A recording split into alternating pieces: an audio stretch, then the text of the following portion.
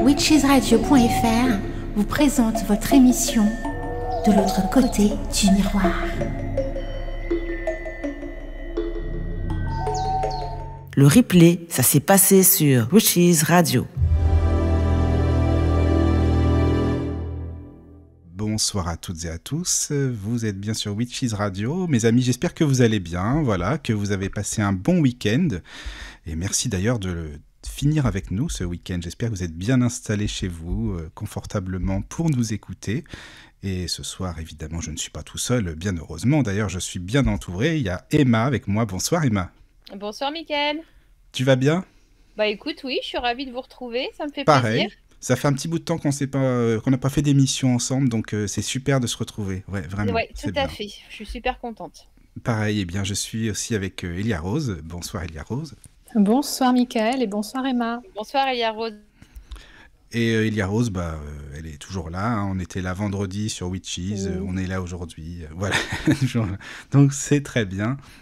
Alors, je rappelle pour les auditeurs qui veulent nous écrire, surtout, faut pas hésiter, hein, parce que je trouve ça beaucoup plus sympa aussi d'avoir des petits coucous, même, hein, simplement, que ce soit plus interactif, que ce soit vivant. On est là aussi pour partager, et puis, même si vous avez des questions à nous poser, des avis à nous donner, faut surtout pas hésiter. Donc, je donne le mail de la radio, c'est lotus @witchesradio.fr, donc lotus@witchesradio.fr. Sinon ce soir, alors voilà, ce soir comme il y a Elia Rose, c'est génial parce que le chat, mes amis, est ouvert. Le chat, il est là, donc vous pouvez aussi bien sûr soit chatter entre vous ou nous écrire aussi via le chat. Comme ça, Elia Rose, elle pourra comme vendredi soir nous lire les messages. Ça serait super sympa.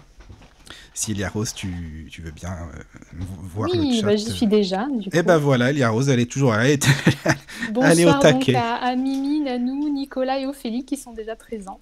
Eh ben c'est génial. Super, Bonsoir, c'est super. Voilà. Alors ce soir, qu'est-ce que nous allons faire ? Qu'est-ce que nous allons dire ? De quoi allons-nous parler ? Nous allons nous transporter en Angleterre. Et oui, nous transporter en Angleterre pour parler de John Dee. On en a parlé un tout petit peu vendredi, justement. Mais John Dee, il y a tellement de choses à dire sur cette personne qui a fait beaucoup de choses. Quand même, docteur, astrologue, mathématicien, qui connaissait très bien l'occultisme, la magie, etc., etc. Mais pour parler de John Dee, il faut quand même se mettre, et je pense que c'est très important, dans le contexte de l'époque. Emma, je ne sais pas ce que tu en penses, et Elia Rose aussi. Parce que c'est indispensable voilà, même, pour bien comprendre. C'est ça, donc c'est indispensable. Et on va parler pour ce faire de notre ami le roi. Enfin, je ne sais pas si c'est un ami, parce que moi, perso, j'aurais pas forcément voulu le connaître. Henri VIII. Emma, je sais pas. Vous n'avez pas que des mauvais côtés, Henri VIII. Ouais, certainement, ouais, peut-être. Enfin bon, on va parler bien sûr d'Henri VIII, de sa vie, de ses femmes. Je dirais pas de sa femme parce que bon, il aimait bien les femmes quand même. Et justement pour rejoindre ce sujet de John Dee. Alors Emma, si tu veux, je te laisse commencer. Et puis après, Elia Rose, tu connais bien aussi le sujet, donc n'hésite pas. Moi aussi, c'est voilà, on va discuter. C'est une petite table ronde, tout simplement. Voilà, Emma, je te laisse. Commencer. Oui, alors bonsoir à toutes et à tous. Je suis vraiment ravie de vous retrouver pour ce sujet. Et puis en plus, je suis bien entourée par mes compères de radio, voilà, que je suis ravie de retrouver ce soir. Alors oui, tu disais, Mickaël, de remettre les choses dans leur contexte. C'est très important pour comprendre des démarches comme ça, parce que évidemment, rien à voir avec ce qu'on peut connaître aujourd'hui et la liberté qu'on peut avoir à ce sujet. Et il est important aussi de ne pas juger l'histoire avec nos yeux modernes. Mon grand-père me disait toujours ça et je le répète aujourd'hui parce que je trouve ça très, très juste en fait. Voir l'histoire avec nos yeux, forcément, va nous amener dans des formes de jugement qui ne sont pas du tout appropriées puisque voilà, le contexte était différent, le conditionnement était différent, ce qu'on jugeait de bien ou de mauvais était aussi différent. Donc voilà, donc il faut toujours tout prendre avec un petit peu de hauteur. Donc pour remettre dans le contexte, bon, John Dee, effectivement, il a grandi sous Henri VIII, hein, il est né en 1527, hein, donc Henri VIII était déjà au pouvoir. Il était encore avec sa première épouse Catherine d'Aragon, donc qui était la mère de Marie Ier. On en reparlera parce qu'elle a un rôle à jouer dans la vie de John Dee. Euh, et puis donc après Catherine, donc on sait que le roi donc a épousé Anne Boleyn, et c'est à partir de ce moment-là que l'Angleterre deviendra une Angleterre réformée. Alors, pas protestante, parce que souvent on utilise ce mot à tort d'une Angleterre protestante sous Henri VIII. Sous Henri VIII, l'Angleterre n'était pas protestante, elle était réformée, hein. C'était l'église anglicane, et on n'est pas dans le protestantisme luthérien comme on pouvait avoir en Allemagne ou en Suisse à l'époque. Donc le réformisme, ça consistait en quoi? Notamment avoir la Bible dans la langue anglaise, par exemple, à ce que les monastères et les églises ne jouissent plus de la fortune dont ils jouissaient jusque-là, quoi, qui était démesurée. Et certains catholiques très très pratiquants, comme Thomas More, par exemple, le reconnaissaient également, hein, qu'il fallait pouvoir C'était le un Premier petit peu... ministre, c'est ça, non? Ah non, non, Non. Thomas, ah oui, alors oui, Thomas More, oui, c'était ce qu'on appelle le Lord Chancellor, c'était oui, un équivalent de Premier ministre, Oui, tout à fait, le vrai bras droit d'Henri VIII, oui, mais voilà. aussi son meilleur ami, surtout, hein, à Oui, Henri oui. VIII, qui finira par Mais qui l'a décapiter, hein, pour trahi. la petite histoire. Oui, c'est vrai. Alors, Thomas More, pour faire rapide, hein, il a été. Aujourd'hui, c'est un saint de l'Église catholique, hein, aussi, il faut le savoir. Il fait partie des saints martyrs de l'Église catholique. C'était un homme vraiment, une culture exceptionnelle, qui avait aussi, mesdames, si vous écoutez ce soir, une vision de la femme extrêmement moderne. Voilà, il souhaitait que toutes les femmes d'Angleterre reçoivent une éducation, des écoles pour filles, universités pour filles. Il avait en horreur les violences conjugales qu'il jugeait comme œuvre démoniaque. Enfin voilà, il avait vraiment une vision de la société égalitaire, ce qui était quand même à l'époque plutôt rare. Et en fait, ce qui a coûté la vie à Thomas More, c'est qu'il a refusé de reconnaître Henri VIII comme chef de l'Église d'Angleterre. Et pour lui, il n'y avait que le pape, si vous voulez, pour Thomas More. Donc voilà. Et bon, bah, pour l'exemple, on va dire, Henri VIII a décidé, voilà, de le mettre à mort pour haute trahison. Mais on sait qu'Henri VIII avait aussi des petits soucis au niveau psychiatrique, hein. C'est plus un mythe. Aujourd'hui, c'est vrai. on le sait, hein. Donc voilà.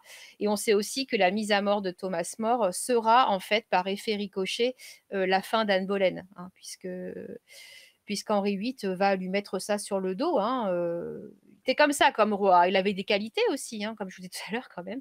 Il était Oui, très quand même. cultivé, Oui, c'est sûr. il aimait beaucoup les arts, il n'était pas du tout violent avec les femmes, alors mis à part celle qu'il a décapitée, mais en Oui, termes parce de que si, oui, violence. pas violent. Pour le coup, là, c'est vrai que là, c'est assez violent quand Bah, même. c'est sûr que c'est pas lui qui les a décapités, mais voilà, il a pris Voilà, la mais je veux dire, décision. en termes de traitement des femmes, c'est pareil, il était extrêmement proactif, c'est-à-dire que la violence conjugale était punie, hein, sous le règne d'Henri VIII, hein, les viols, etc., étaient sévèrement punis, ce qui n'était pas le cas en France, il faut le savoir, hein. François Ier était réputé pour avoir la main légère, hein, quand même, avec son épouse, hein, voilà. Donc voilà, il y avait déjà des petits signaux précurseurs que les choses allaient changer en Angleterre. Donc bon, la pauvre Anne Boleyn arrive au pouvoir, il en est ce qu'il en est, elle est réformiste, hein, elle est très amie avec Thomas Cromwell, qui finira lui aussi décapité. Vous allez me dire qui n'a pas fini Qui n'a pas décapité, fini, hein? voilà, c'est ça. Mais attends, parce que ce roi, il était quand même, je veux dire, amateur de femmes, faut dire quand même. Mais il a eu 6 femmes. Il hein. était marié quand même, il a eu une aventure avec la sœur de Anne, Marie, c'est ça?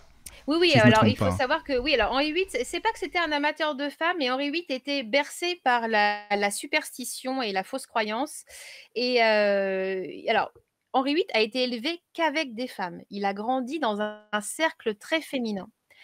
Euh, et donc, il n'avait pas forcément le goût de la conquête, mais Henri VIII, il a pris une certaine forme d'ego, hein. C'est clair qu'il a l'ego qui est un peu gonflé, et il s'est mis à avoir des maîtresses en veux-tu, en voilà, mais pas simplement dans le plaisir, on va dire, de la chair, c'était surtout pour avoir un héritier.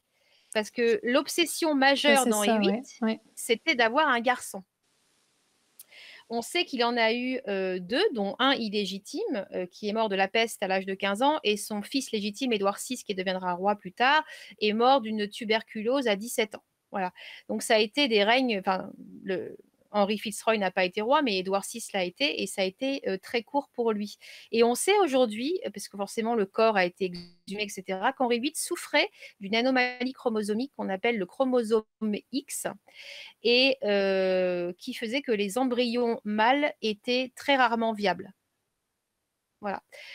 Donc il a mis tout sur le dos de ses Il a mis femmes tout, pendant... oui, j'allais te le dire en plus. Il est sympa, lui, il n'y arrive pas, mais c'est pas grave, c'est les femmes, hein, c'est normal, quoi. Si elle n'avait pas mis de garçon au monde, c'était de leur faute. Et puis surtout, quand elle mettait un garçon au monde, il mourait très tôt, hein. C'était Catherine d'Aragon a accouché de plusieurs garçons qui sont morts au bout de quelques jours. On sait aujourd'hui pourquoi. Voilà. Il y avait ce problème chromosomique. Donc voilà, donc les choses changent en Angleterre, on devient réformiste. Thomas Cromwell arrive, pareil, Lord Chancellor, et il fait aussi des belles choses et des moins belles choses. Et puis voilà, Henri VIII enchaîne les femmes. Et Henri VIII enchaîne aussi les religions. C'est-à-dire que quand il épouse Jane Seymour, qui est très catholique, et ben, il va remettre l'Angleterre au catholicisme. Ça, c'est après Anne, on est d'accord, hein. C'est après Anne. Ensuite, il épousera Anne de Clèves, qui est protestante, elle, très protestante, hein. Et le mariage va échouer en 6 mois, puisque Henri VIII sera extrêmement déçu du physique d'Anne de Clèves, qu'on sait exagérer aujourd'hui, hein. Il l'appelait la jument flamande. Bon, alors moi, je suis d'origine flamande, je demande à Henri VIII tout de suite de me retirer ces choses-là. Mais voilà, la jument flamande, parce qu'elle n'était pas dans les critères de beauté de l'Angleterre de l'époque. Ceci dit, Anne de Clèves deviendra sa meilleure amie.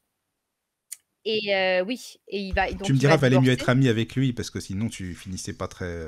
voilà, Et quoi. Anne de Clèves avait très bien compris l'histoire, hein. Elle Ah, allait c'est pour ça. dans le sens du vent, elle avait très très bien compris. Oui.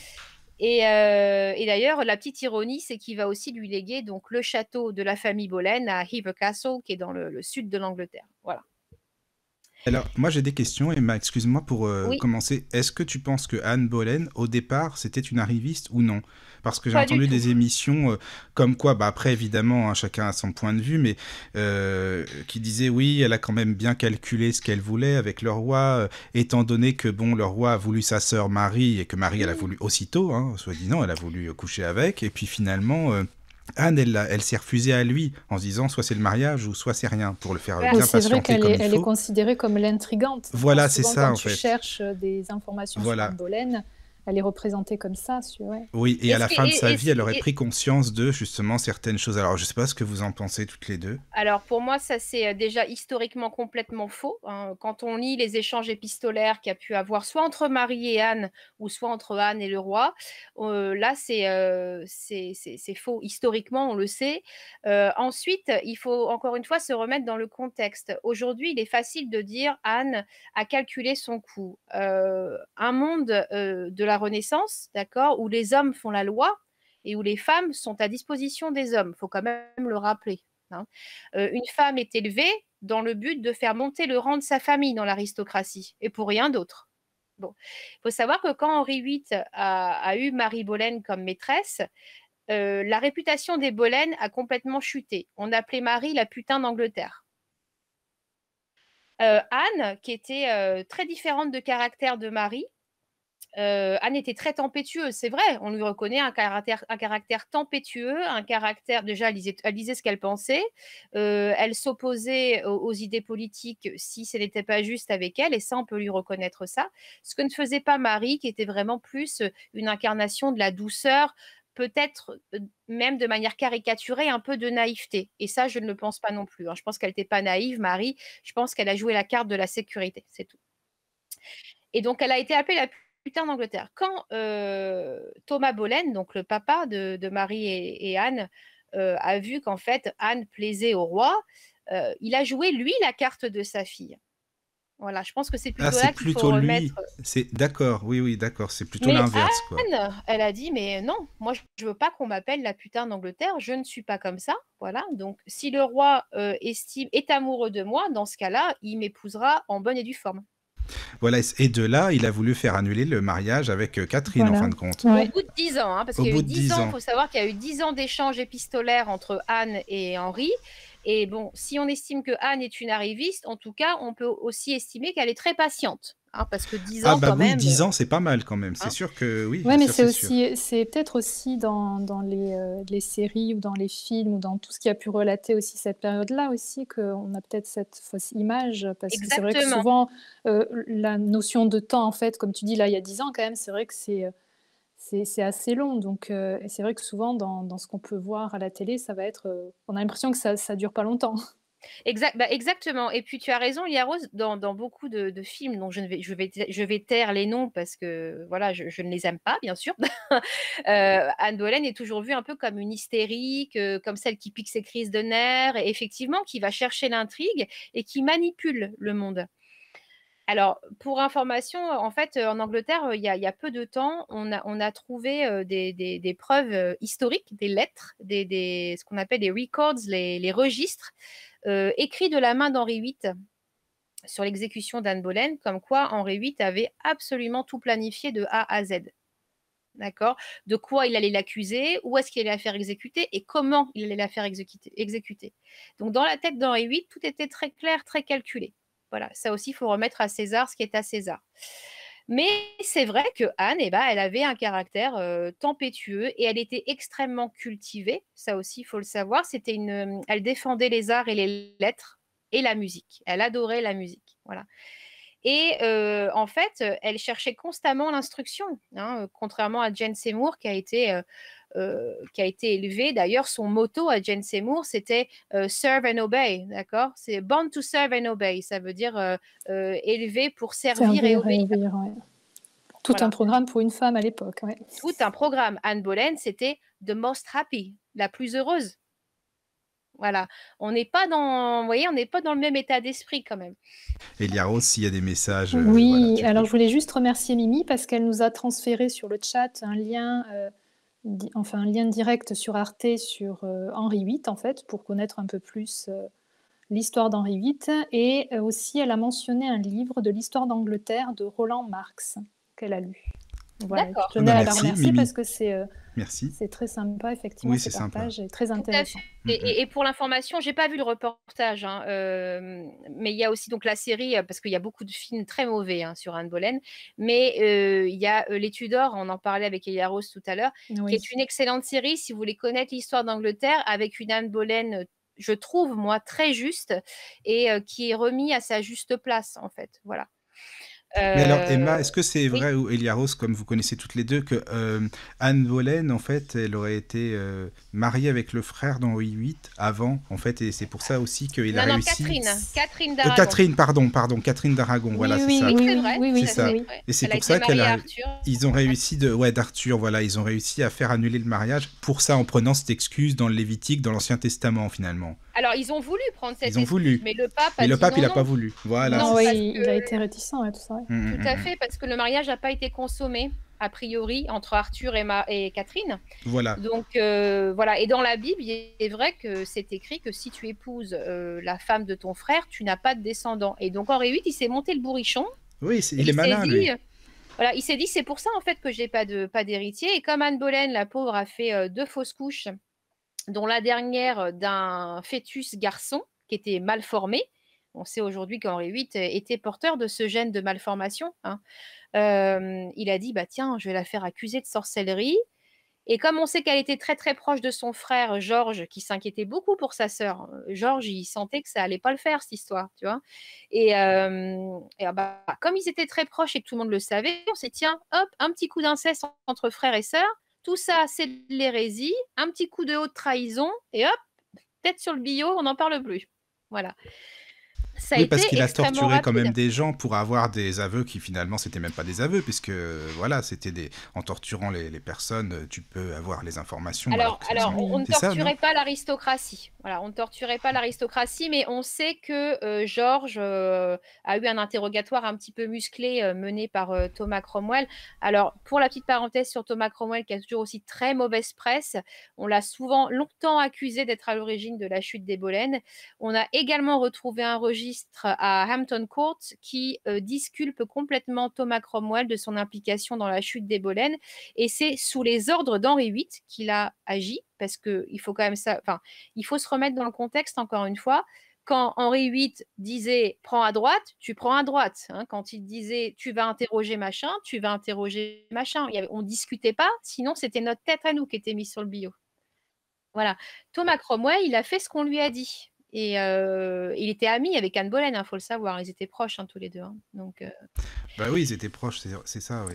Mais en tout cas, c'est vrai que ça a été quand même une grande première en Angleterre par rapport à cette annulation de mariage. Tout à fait. Ah oui, oui, ça a été un esclandre. Hein. Le pape l'appelait de Ho, hein, la putain. Hein. Il fallait la descendre, il fallait la tuer, hein, de toute façon. Mais de toute Donc, façon, il a été excommunié, Henri VIII, après. ah oui, oui, il a été excommunié, mais Henri VIII était bien au-dessus de tout ça. Hein. Oui, il s'en foutait, quoi. Voilà, c'est ça. Vas-y, Oui. excomunie-moi. C'est pas très grave, moi, tant que j'épouse, j'en ai rien à faire, de toute façon. Voilà. Oui, et puis c'est quand même nommé chef de l'Église. Du Ah coup, bah oui, puisque oui, alors après, voilà. lui, il se nommait aussi roi de France. Il faut savoir qu'Henri VIII avait cet ego suffisamment important pour se nommer roi de France, roi de l'Église d'Angleterre et roi d'Angleterre. Bon, tout ça parce qu'il y avait une grand-mère qui était française. Enfin, voilà, Henri VIII était un peu particulier. Donc du coup, ensuite, après Anne, arrive Jane, arrive Anne de Clèves, arrive ensuite la pauvre Catherine Howard qui va se faire décapiter à l'âge de 19 ans pour adultère. Bon, cette fois-ci, on sait que c'est vrai, hein, elle sortait avec le très beau Thomas Culpeper, voilà.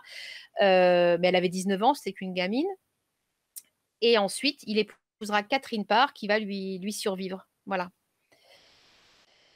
Et donc, John Dee, quand même, puisqu'on va en revenir à ce point-là. Et alors, juste pour dire Anne Boleyn, donc elle a eu Elisabeth ensuite, on est d'accord. Oui, c'est Elisabeth. Voilà. Et d'ailleurs, elle a Parce fait que- une citation très historique quand elle a su qu'elle allait, qu'elle allait mourir. Elle n'était pas encore condamnée, mais elle savait que le vent tournait pour elle. Elle a dit à Henri, elle a dit mon Élisabeth deviendra reine d'Angleterre et mon sang aura bien été utilisé. Ah oui, ça c'est pas mal, ça. Elle s'est pas trompée. C'est ça. Et elle s'est pas trompée. Mais bon, avant sa mort, même bien avant d'ailleurs, mais même quand elle était en prison, Anne, elle a quand même pardonné à toutes ces personnes, quoi. Parce que elle est quand même... elle s'est beaucoup spiritualisée à la fin de sa vie, même déjà. Même pour la religion et tout, elle était croyante. Oui. Elle a toujours été très spirituelle. Elle était catholique, réformiste.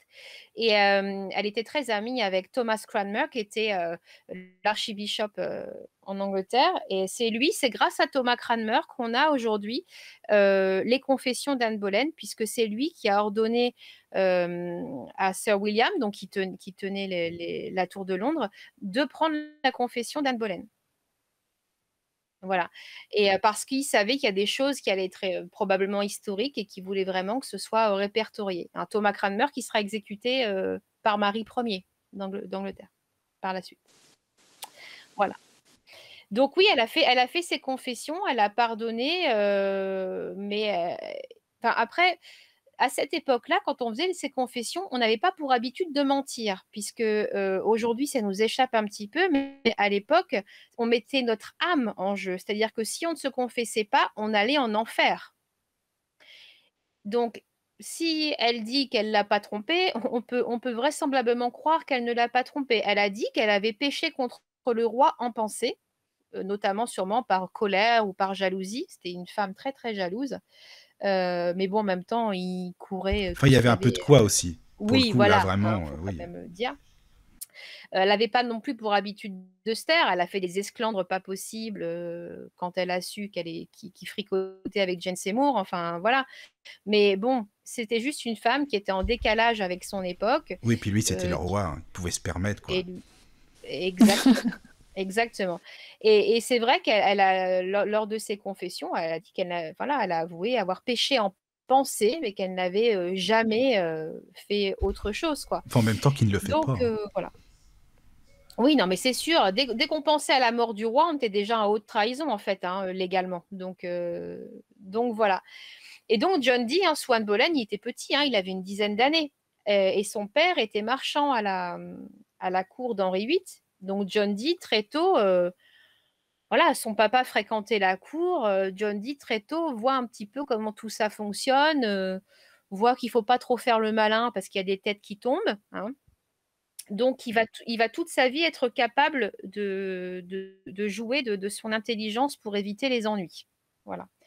Donc, John Dee, donc, il est né en 1527. Hein, donc, vous voyez, Anne Boleyn, morte en 1530. 1936. Oui, il était pas vieux, hein. Il était ado. Et c'est vraiment, l'un des hommes, que l'on dit les plus cultivés de son époque. Il faut savoir qu'à l'âge de 20 ans, voilà, il donne des cours à l'université de Paris, parce que les Anglais parlaient très, très bien français à l'époque. Alors je parle des aristocrates, encore une fois, malheureusement, l'éducation n'était pas du tout égale, hein. Hem Donc les aristocrates parlaient français, c'était la langue de l'aristocratie, le français. Voilà. D'ailleurs Thomas Bollen, pour faire le petit parallèle, était ambassadeur, à la cour de France, hein. Il parlait un français absolument parfait et Anne Boleyn également. Oui, elle a été élevée à la cour de François Ier apparemment, si je me souviens bien. Oui, elle a été envoyée comme dame de compagnie. Alors elle a d'abord été, Voilà, de Marie d'Angleterre, ouais. non, elle a été envoyée à, Anne de France. C'est ça, hein? Oui, peut-être, oui, attends, ouais. L'épouse de François Ier. Attends, Je sais qu'elle a été envoyée aux Pays-Bas dans un ah oui, premier non, temps. mais D'abord aux Pays-Bas. d'accord, parce qu'il me semblait elle avait en fait, c'était à la cour de François Oui, oui. Ier, mais où elle avait accompagné Marie d'Angleterre, qui était Ah oui, la l'épouse de sœur Louis XII à d'Henri, tu l'époque. veux dire? Ouais, bah oui, bah oui. Ouais, ouais. La sœur d'Henri et elle était aussi oui, oui, la sœur d'Henri, mais elle a été donc, envoyée très jeune à la cour, des Pays-Bas, où elle a reçu une éducation très pointue et ensuite elle a été, en France. Oui, oui, donc ce qui faisait qu'elle avait, tu sais, toutes les bonnes manières, qui étaient, donc, reconnues comme étant l'éducation extra, hein, pour les Anglais. Elle avait un goût de la mode aussi très, très prononcé, hein. C'est elle qui va faire venir en Angleterre ce qu'on appelle les French sleeves, hein, les manches à la française. Vous savez, les manches triangulaires qui redescendent sur les mains. Voilà. Ça, c'est elle qui le met à la cour. Bref, c'est un petit détail, reine du shopping, en 2 minutes. Si mesdames, vous voulez aller en magasin, voir s'il y en a toujours, faut C'est pas ça, hésiter. voilà. On sait jamais. Et du coup, donc John Dee, oui, oui, il fait ça le comble à Paris. Il a à peine 20 ans et il donne des cours magistraux, à Paris. Et puis, on dit beaucoup de John Dee qu'il est, astronome, astrologue et occultiste, c'est vrai, mais il était aussi géographe et navigateur hors pair. Ah Hein, ça, tu vois, je savais pas, Emma. Moi, on voilà. connaissait plus sous, oui, astrologue, médecin, tu vois, mais je savais pas du tout pour navigateur. Multicasquette, en Oh, bah là, oui, fait, lui, c'est beaucoup de sûr. Ouais, choses, ouais, ouais. multicasquette et c'est aussi à lui qu'on doit. En fait, John Dee avait une vision de l'Angleterre, très maritime, c'est-à-dire qu'il avait tout à fait conscience du potentiel anglais en termes de navigation. C'est une île, hein, donc voilà, il savait que l'Angleterre pouvait faire de grandes choses à ce niveau-là. Et c'est aussi à lui qu'on doit le terme empire britannique. C'est lui qui a créé ce terme, l'empire britannique. Voilà. Oui, c'est vrai, ça, oui. Donc il a étudié à la Chantry School, à Chelmsford et après il est allé donc au St. John's College. Il a fait que des grandes écoles et il a été remarqué, très, très rapidement. Il a beaucoup voyagé, à Bruxelles, notamment. Il va aussi donner des cours en Belgique et puis donc il revient, en Angleterre après son escapade de jeunesse un peu partout en Europe et il revient chargé d'instruments mathématiques et astronomiques. Il était vraiment passionné par ça et il va commencer vraiment à mener ses propres études, hein. Pour lui, les mathématiques étaient vitales au développement, en fait, d'une société et de son développement intellectuel. Alors, d'ailleurs, il a refusé une chaire de mathématiques j'allais dire la fac, mais on disait pas ça, à l'université d'Oxford, parce qu'il voulait vraiment se consacrer à ses propres écrits et probablement aussi parce qu'il n'était pas tout à fait en accord avec, certains modes de pensée de l'époque. Je pense qu'il n'a pas trop voulu s'exposer à ce moment-là. Et donc, bah, Henri VIII meurt. Déjà, c'était un peu tendu pour lui, hein. Il l'a joué discrètement parce que Henri VIII, à la fin de sa vie, était vraiment un peu à la chasse aux hérétiques, hein. Donc, il a dû faire très attention à ce moment-là. Édouard VI, lui, était un jeune garçon très ouvert à tout ça, qui n'a pas mené de persécution particulière, voilà. Mais ensuite, quand Édouard est mort, quelques années après, il me semble qu'il a dû régner 3 ou 5 ans, Édouard, ça a été très, très court. Ouais, très court, c'est la fameuse Marie qui est arrivée au pouvoir, Marie Ier, très, très catholique de son état, comme sa mère, Catherine, qui était d'origine espagnole, hein, donc les Espagnols étaient très, très catholiques, et qui était aussi quelqu'un, on sait aujourd'hui, qui souffrait probablement d'une certaine forme d'hystérie, un petit peu de paranoïa. Enfin, voilà, si on la prenait aujourd'hui dans sa globalité, dans notre société, je pense qu'on pourrait lui établir voilà, un petit diagnostic psychiatrique un petit peu bancal, quoi. Hein. Elle n'était pas au mieux de sa forme, Marie. Et Marie, elle ne pouvait pas le voir, hein, John Dee. Hein. D'ailleurs, il a été arrêté sous son règne parce qu'il a été accusé d'avoir établi l'horoscope de Marie et de la princesse Élisabeth. Mais d'ailleurs, c'est qui l'a dénoncé en fait? Alors, je ne sais pas qui l'a dénoncé, c'est une très bonne question. Il faut savoir que de toute façon, à la cour, hein, c'était plein de complots, En fait, plein c'est de ça, tout le prêtres. monde Et puis, dénonçait tout le monde, quoi. C'était la chasse là-dedans. c'était la chasse, exactement. Et puis à tel point qu'il est passé devant un tribunal quand même, ce qu'on appelait la chambre étoilée en Angleterre, la Camera Stellata, qui se situait donc à Westminster. Et bon, là, ça sentait pas bon quand tu passais par là. Hein. C'était là qu'on jugeait les hérétiques. Hein. C'était un tribunal qui était tenu par Edmond Bonner, qui était un catholique très, très virulent. C'est lui qui a encouragé Marie Ier à dresser les bûchers en Angleterre. Hein. Et John Dee, avec son intelligence et les observations qu'il a pu faire dans sa jeunesse du fonctionnement de la cour, s'en sort. Il s'en sort sans condamnation et même il devient ami avec Bonner. Alors, il nous a mené ça de main de maître. Alors, Marie Ier continuait de ne pas l'aimer, c'est-à-dire qu'elle voulait rien savoir de John Dee. Il avait présenté un projet pour créer une bibliothèque nationale, pour conserver tous les vieux livres et les manuscrits d'Angleterre. Bah ça, c'est Et bien en plus. C'est ouais, vraiment bah un bon alors projet. Marie, pas du tout. Hein. Voilà. Non, mais en même temps, si elle était hyper catho fervente et que lui va de l'astrologie et tout, c'est Satan, quoi. Forcément, c'est le Ah, tout diable, à quoi. fait. Ah bah c'était Donc c'est terrible. ça Mais, aussi. Hein. Oui. mais est-ce qu'il était, enfin comment dire, il en parlait ouvertement ou est-ce qu'il y avait quand même pas mal de mystères autour de ce qu'il faisait en fait, John Dee, Alors par c'est là rapport à que ça? tout à fait, Eliaro, c'est là que John Dee en fait est très, très futé. C'est-à-dire qu'il a toujours cultivé le mystère sur ce qu'il faisait. Ce qui d'ailleurs aurait pu le mettre en danger plusieurs fois quand tu y penses, à force d'être un peu mystique comme ça, ça aurait vraiment pu se retourner contre lui. Mais on remarque vite chez John Dee cette capacité à, à faire de l'équilibrisme, si tu veux, hein, sur ce qui va lui être profitable sans se faire condamner. Mais oui, il a toujours un peu cultivé le mystère, donc ça a pu aussi le sortir parfois, je pense, de la panade. Donc son projet de bibliothèque est rejeté, mais John dit, bah, tant pis, si Marie ne veut pas ouvrir la bibliothèque, bah, je vais la faire chez moi. Et donc il a ouvert chez lui à Morlake, qui est un village qui est situé près de la Tamise. On peut d'ailleurs toujours visiter sa maison aujourd'hui à John Dee. C'est là qu'il va ouvrir sa bibliothèque privée qu'il va ouvrir aux universités. Et donc, on aura beaucoup d'étudiants et d'érudits qui vont venir lire dans la bibliothèque privée de John Dee.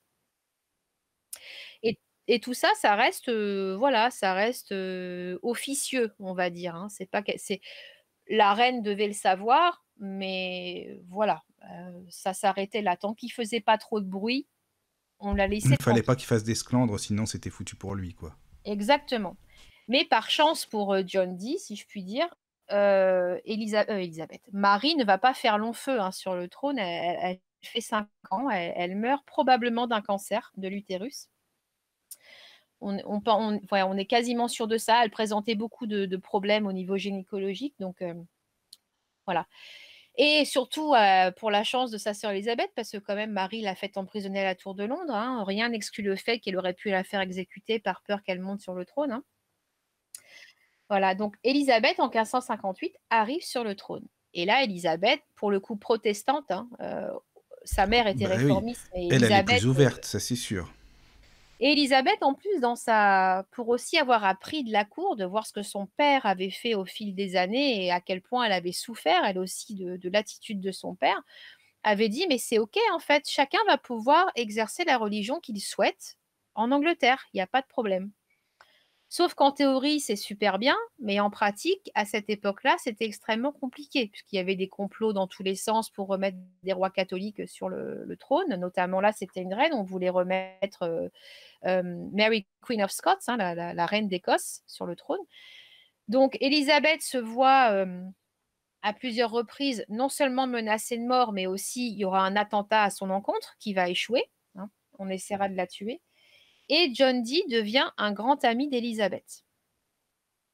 Voilà, il devient son conseiller personnel en sciences et en astrologie, et c'est même lui qui va choisir la date de son couronnement pour que son règne soit le plus favorable possible. Et il s'est pas trompé.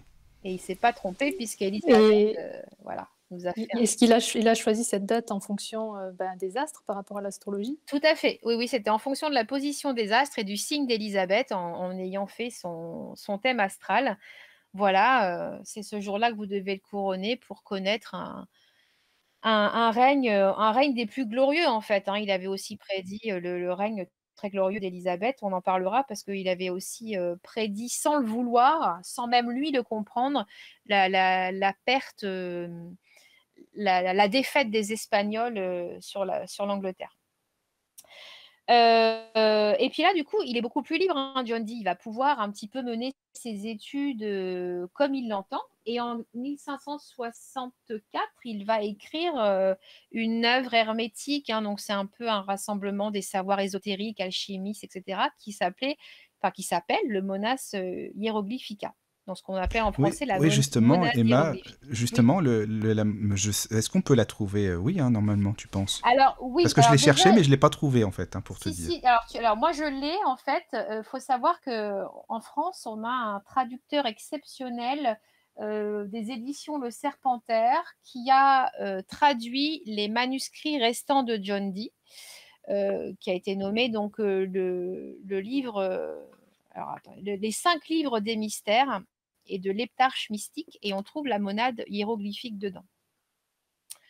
D'accord. Voilà, ouais, non, alors il n'est pas en numérique. Moi, je ne l'ai pas trouvé, donc il doit exister en papier, peut-être simplement. Ah en oui, fait, il est en papier, voilà, il est c'est chez pour ça. les éditions Le Serpentaire. Alors, moi, c'est ma petite sœur qui a été trop mignonne et qui me l'a offert. Mais c'est vraiment... faut savoir que John Dee, malheureusement, 80% de ses manuscrits ont été détruits ou brûlés. Donc 20% ont survécu, et évidemment ses œuvres sont toujours à prendre avec du recul puisqu'il nous reste que 20% de ce qu'il a fait. Donc les 80 autres pourcents, on se demande bien de quoi ça pouvait parler. Et donc du coup, il écrit donc cette fameuse monade hiéroglyphique qui est complexe, hein. C'est vraiment pas simple à... Mais c'est la magie, Emma, ça, hein? C'est une interprétation kabbalistique, en fait. Oui. Voilà, là, on n'est pas encore dans la magie énochienne. Plus tard, hein, il va travailler sur la magie énochienne. Et ce n'était pas nécessairement non plus sa passion. C'est-à-dire qu'on lui a beaucoup mis sur le dos cette pratique de magie énochienne. En fait, il va la travailler, il va y mettre les prémices, mais elle sera... Mais lui, c'est plus en gros l'astrologie, vraiment, c'est plus l'astrologie. L'astrologie et la médiumnité, c'est-à-dire voilà, que John Dee va c'était un grand établir médium. Oui, je pense que c'était un grand médium, et ce que je trouve important de dire sur John Dee, c'est toutes les mises en garde qu'il a faites à ce sujet. Parce que bon, sa réputation a été quand même rapidement détruite, hein. On l'a vu un peu comme quelqu'un qui faisait de la magie à des dessins égotiques. Voilà, on sait aujourd'hui encore une fois que voilà, c'était les détracteurs qui avaient mis ces réputations-là. Mais en tout cas, d'abord, il écrit cette fameuse monade hiéroglyphique. Voilà. Ce sera sa première œuvre, on va dire, libre. Et en fait, c'est fait à base de symboles, de cercles, de points, de croix. Et en fait, c'est une œuvre hermétique, hein, où il exprime le côté mystique de la création, de la connaissance du cosmos pour connaître l'humain. Enfin, voilà. Et il y a aussi cette réputation. Alors historiquement, je ne sais pas si elle est vérifiable et si elle est vérifiée, mais on sait qu'Élisabeth aimait beaucoup l'astrologie et qu'elle connaissait très bien l'ordre des Rose-Croix également. Oui, j'avais entendu ça, oui. Oui, oui, c'est vrai. Voilà et que John Dee, aurait peut-être fait partie également de cet ordre. Mais bon ça, voilà, je peux pas vous l'affirmer, ça À prendre reste avec des une, pincettes, quoi. ouais, ouais, bah, c'est comme Mais par rapport aux écrits de John Dee, en fait, la question que je me pose là, comme tu viens de dire qu'il avait justement ces capacités médiumniques, en fait, tout ce qu'il a pu écrire, bah, là, tu parles de la monade, enfin, hiéroglyphique là. Est-ce qu'il tient ça de son apprentissage, de ce qu'il a pu apprendre dans les livres ou dans sa réflexion? Ou est-ce qu'il y avait encore autre chose, en fait, qui a pu l'inspirer aussi, Je pense qu'il y avait les 2, tu sais? Je pense qu'il y a l'inspiration vient forcément de quelque part et puis je pense qu'on est tous médiums, hein. Faut arrêter de mettre, une espèce d'élitisme sur la médiumnité. On est tous médiums. Après, effectivement, le fait d'avoir beaucoup de connaissances et d'avoir une intuition peut-être un peu plus développée que la moyenne, peut-être lui a permis, oui, d'avoir plus d'inspiration et d'être plus guidé, en fait, dans ce qu'il écrivait. Tu vois? Oui, oui, je pense que c'était quelqu'un qui était très connecté, mais il faut aussi savoir que c'était quelqu'un d'extrêmement religieux, John Dee. Quand il faisait une séance de médiumnité, c'était pas comme ça à l'arrache, hein. Il était très très religieux, c'était beaucoup de prières, c'était les encens, les bougies, il priait énormément avant, après. C'est des rituels, en fin de Oui, compte. tout à fait, Oui, hein. hein, des rituels très chrétiens, hein. Bah, Voilà, c'était oui, l'époque qui d'accord. voulait ça, hein. D'ailleurs, l'œuvre de John Dee, hein, ce qu'il en reste, parce que pour l'anecdote quand même, bon, c'est rigolo, mais on aurait aimé avoir les 100 des œuvres de John Dee. Quand John Dee est revenu d'Europe, sa bibliothèque a été complètement, brûlée. Elle a été détruite, dévastée et ce qu'il en restait a été mis donc à Mortlake chez lui et lorsque John Dee est mort, la maison de John Dee a été rachetée par des aristocrates et la cuisinière a trouvé dans un coffre un tas de manuscrits, donc les manuscrits appartenant à John Dee, ceux qui avaient survécu, donc peut-être 50 encore et en fait, la cuisinière ne savait pas lire et du coup, elle a pris les manuscrits pour, envelopper ses tartes. Ah là là, ouais, Donc il ne recyclage à l'époque. Voilà, recyclage, donc il ne restait plus au final que 20 du travail de John Dee, qui n'avait pas encore été utilisé pour les tartes, Mais tu c'est vois? dommage parce que là, on aurait eu beaucoup plus, comme tu disais, 50%, c'est quand même dommage. Bah, c'est ça, là, on a été un peu, ouais, c'est dommage. Après, c'est comme ça. Quand j'y pense, je me dis: «Peut-être qu'on doit être plutôt, dans la gratitude d'avoir encore de ce que John Dee a écrit malgré tout, même si c'est 20, on a encore ces 20 là, plutôt que de se dire: «Oh là là, 80 ont été détruits». Oui, c'est dommage, mais on a encore la chance d'avoir retrouvé 20 de ce qu'il a fait. Mais est-ce qu'avec ces 20%, tu penses qu'on peut vraiment comprendre sa philosophie, sa manière de penser, de voir les choses, tant pour la magie que pour, peu importe, hein, l'astrologie ou autre? Eh ben non, je pense pas. Je pense Non, qu'en hein. fait, c'est pour ça que, moi j'ai le livre et je le lis toujours avec beaucoup de recul parce qu'effectivement, je me dis: «Bon, on a 20 même pas là», parce que c'est simplement des extraits de manuscrits. Donc non, je peux pas me faire, une idée vraiment de ce que pouvait penser John Dee. Par contre, on a la chance d'avoir les manuscrits, extrêmement précis, sur les mises en garde qu'il a pu faire, avec des tableaux, des schémas très précis de ce qu'il a appelé plus tard l'écriture angélique, puisqu'il a, il a sous médiumnité établi un alphabet, pour Ouais, communiquer avec les anges. Enochien, ouais. Voilà, enochien, tout à fait. Et c'est très complexe en plus, hein, l'alphabet enochien, hein et puis il y avait tout un tas de matériel, qu'il avait avec lui. C'était, comme tu dis Michael, c'était très ritualisé. Voilà. Oui, voilà, parce que quand tu parles de même des bougies, bon, des encens, je sais pas, il y en avait sûrement, peut-être. Bah oui, d'ailleurs, il y en a toujours Oh eu des oui, oui, encens, oui, bien oui, sûr, oui. oui. Donc finalement, c'était, oui, ritualisé. Et puis, c'est important de le dire aussi, parce que quand on parle de John Dee, on pourrait se dire, non, non, mais il n'y a pas de chrétienté là-dedans, hein, alors que toi, tu C'est dis, oui, très, justement, très c'est très chrétien. chrétien, voilà. Il suffit de regarder, le livre, ce ne sont que des symboles chrétiens. Il parle, enfin il pense parler aux archanges parce qu'il précise également qu'il s'est fait avoir plusieurs fois, hein, qu'il parlait plutôt avec du bas astral qu'avec autre chose et il le dit avec une humilité, très claire que oui, je me suis fait berner, oui et je ferai attention la prochaine fois. Donc il nous enseigne à travers ces manuscrits, ce qu'on oublie beaucoup aujourd'hui, c'est que c'est pas parce que vous recevez un message médiumnique, d'un défunt, que c'est vraiment le défunt auquel vous voulez «parler» entre Oui, guillemets. c'est bien de mettre il faut mettre en garde aussi les gens parfois Hein? parce que Parce que on le se dit: base «Tiens, astral, lui, il se il sert de ça, existe». hein, Oui, Ouais. c'est ça. pour vous taper la discute, hein, voilà. Oui, oui. Mmh. Donc voilà et puis dans la magie de donc John Dee va beaucoup travailler sur cet alphabet, donc avec, Edward Kelly, dont vous avez sûrement, dû entendre parler également, hein. Il rencontre, Edward Kelly et voilà, John Dee voit en Edward Kelly évidemment un médium qu'il était, hein, je pense, voilà, je pense qu'Edward Kelly était un très bon médium, mais qu'il avait un peu une tendance, peut-être plus à l'ego que John Dee. Mais ils vont beaucoup travailler ensemble et c'est comme ça qu'ils vont établir, ces séances de médiumnité et cet alphabet, Mais justement, il angélique. consiste en quoi, Emma, cet alphabet en fin de compte? Alors, si tu veux, dans la pensée de John Dee, pour John Dee, les créations de Dieu étaient chiffrées, tu vois? C'est ça. C'est-à-dire que, Dieu nous donne plein de messages, mais qui sont codés. Donc à nous de le décoder. Pour John Dee, voilà, on a en nous tout le potentiel nécessaire, le potentiel divin qui est propre à l'hermétisme et en fait, ce potentiel, il s'exprime à travers les mathématiques. Parce que pour John Dee, spiritualité, pardon et mathématiques étaient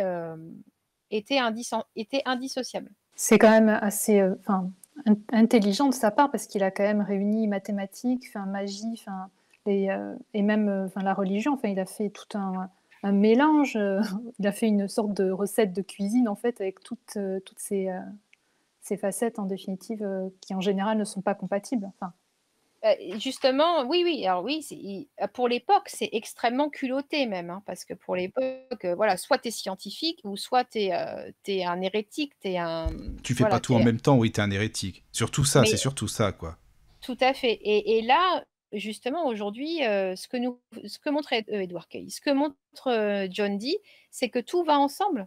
Vouloir dissocier science et spiritualité, je trouve que c'est une erreur parce qu'effectivement, les chiffres, les mathématiques, la médiumnité, tout ça, oui, ça bien sûr, ça va ensemble. Pourquoi est-ce qu'on dissocierait science et spiritualité?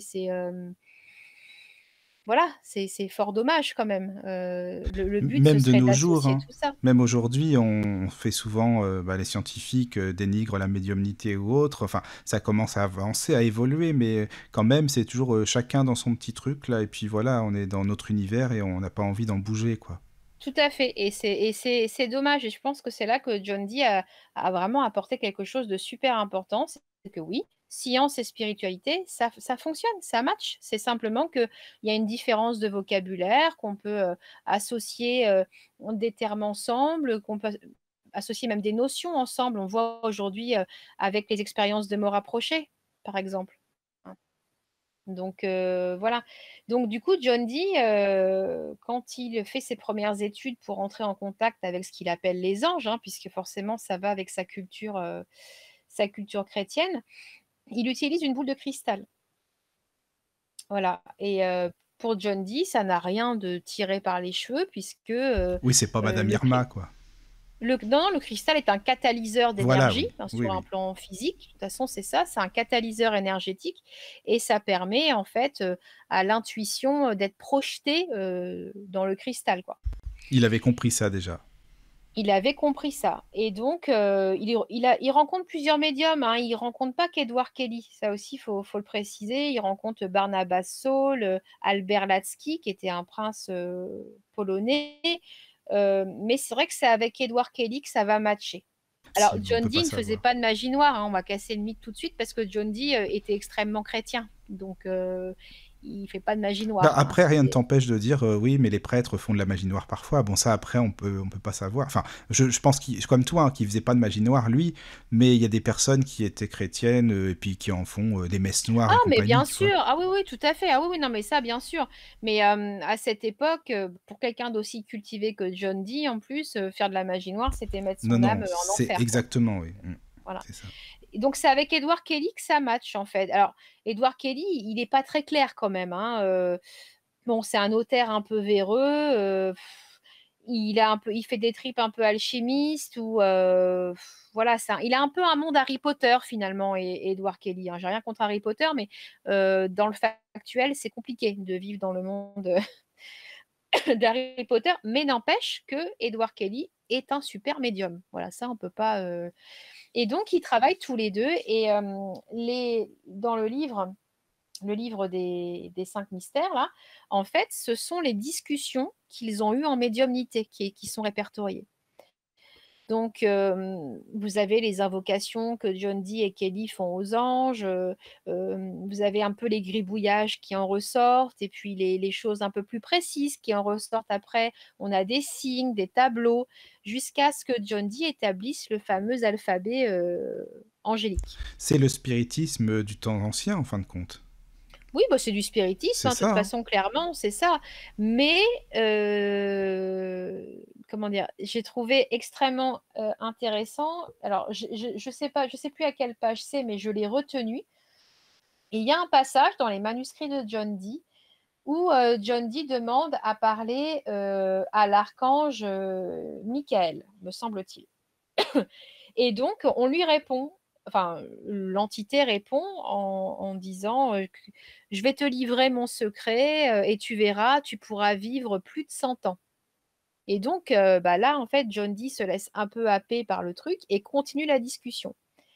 Et il se rend compte, à force de discuter avec cette entité, entre guillemets, hein, discuter, c'est à mettre entre guillemets, que oula, mais ça va pas, qu'est-ce qu'il me raconte là? Il me pose des questions très personnelles.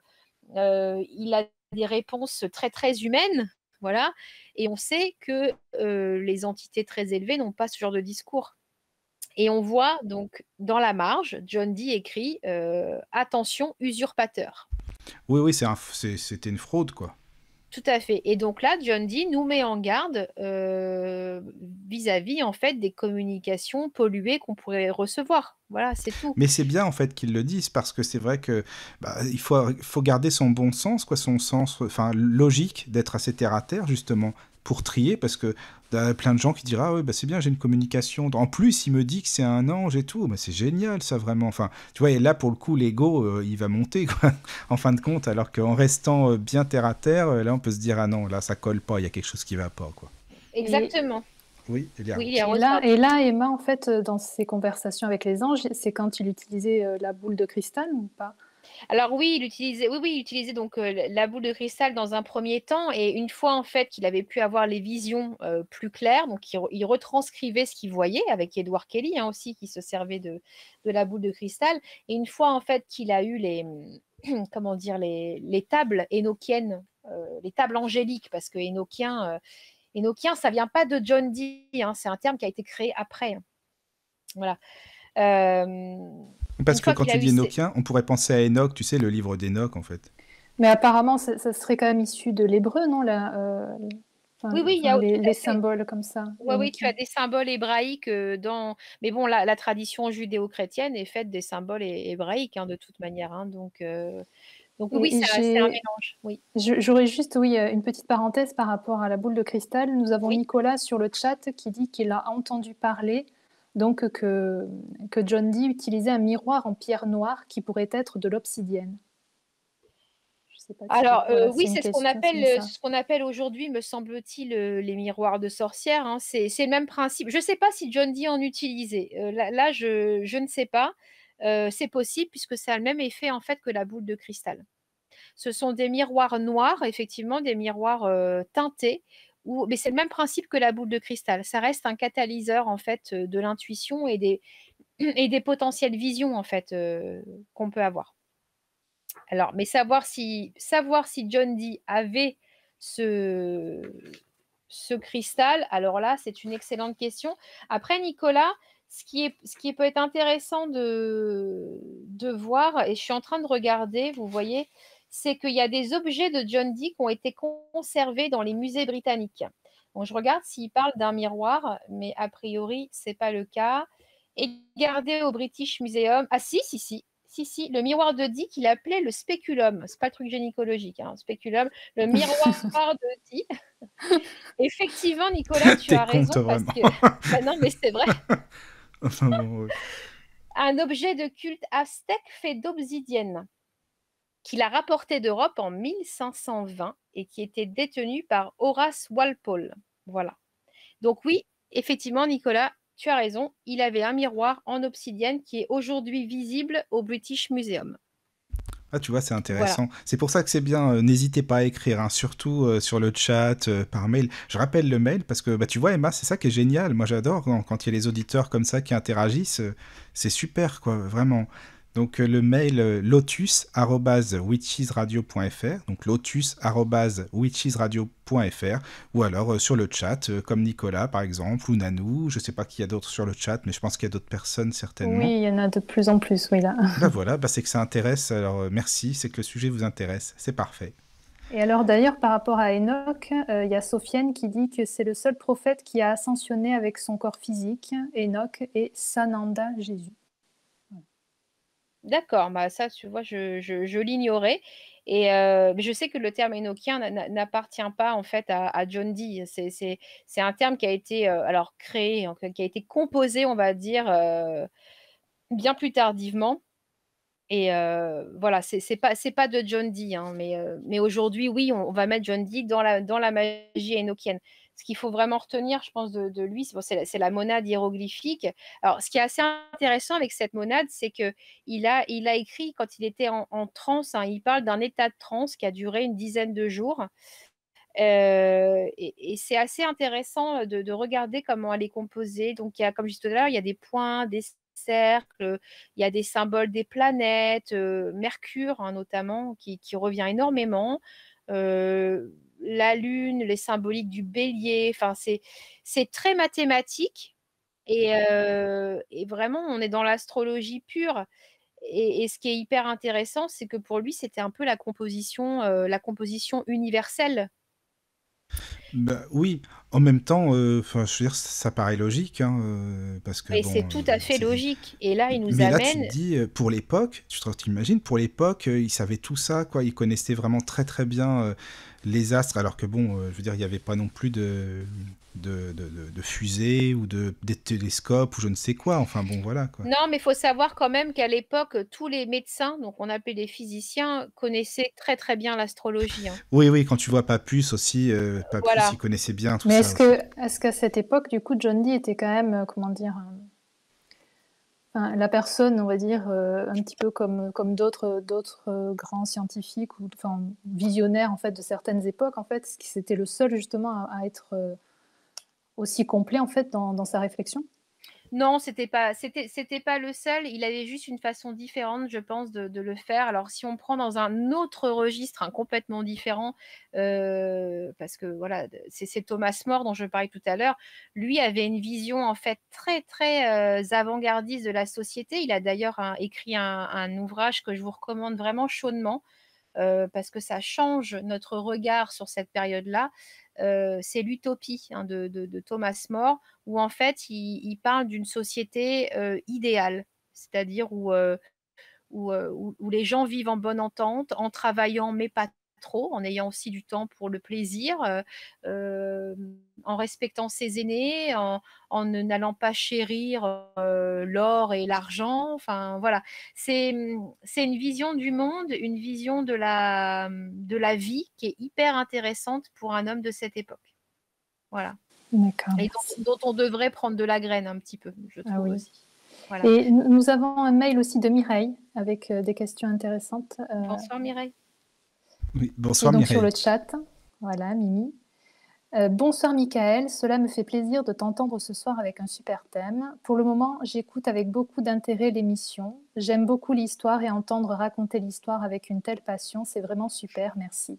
Merci. Pour le moment, je n'ai pas encore un texte de John Dee. Je crois que tu as parlé d'une traduction avant, mais je n'ai pas eu le temps de noter les références. Tout à fait. Alors là, les traductions, les références, pardon, je pourrais vous en donner à la fin de l'émission. Il faut se rapprocher du Serpentaire, la maison d'édition Le Serpentaire, qui a fait une magnifique, mais vraiment, parce que pour être traductrice littéraire, quand je vois le travail qu'il a abattu, il me semble que c'est en 2 ans qu'il a abattu ce travail. C'est, absolument incroyable. Traduire ça de l'ancien anglais, c'est, magistral ce qu'il a fait et donc c'est un très beau livre relié, heu, des de ce qui nous reste de John Dee et qui s'appelle «Les 5 livres des mystères» et Donc suivi de «L'heptarchie il a fait tout son mystique». possible en fait pour réunir tout ça.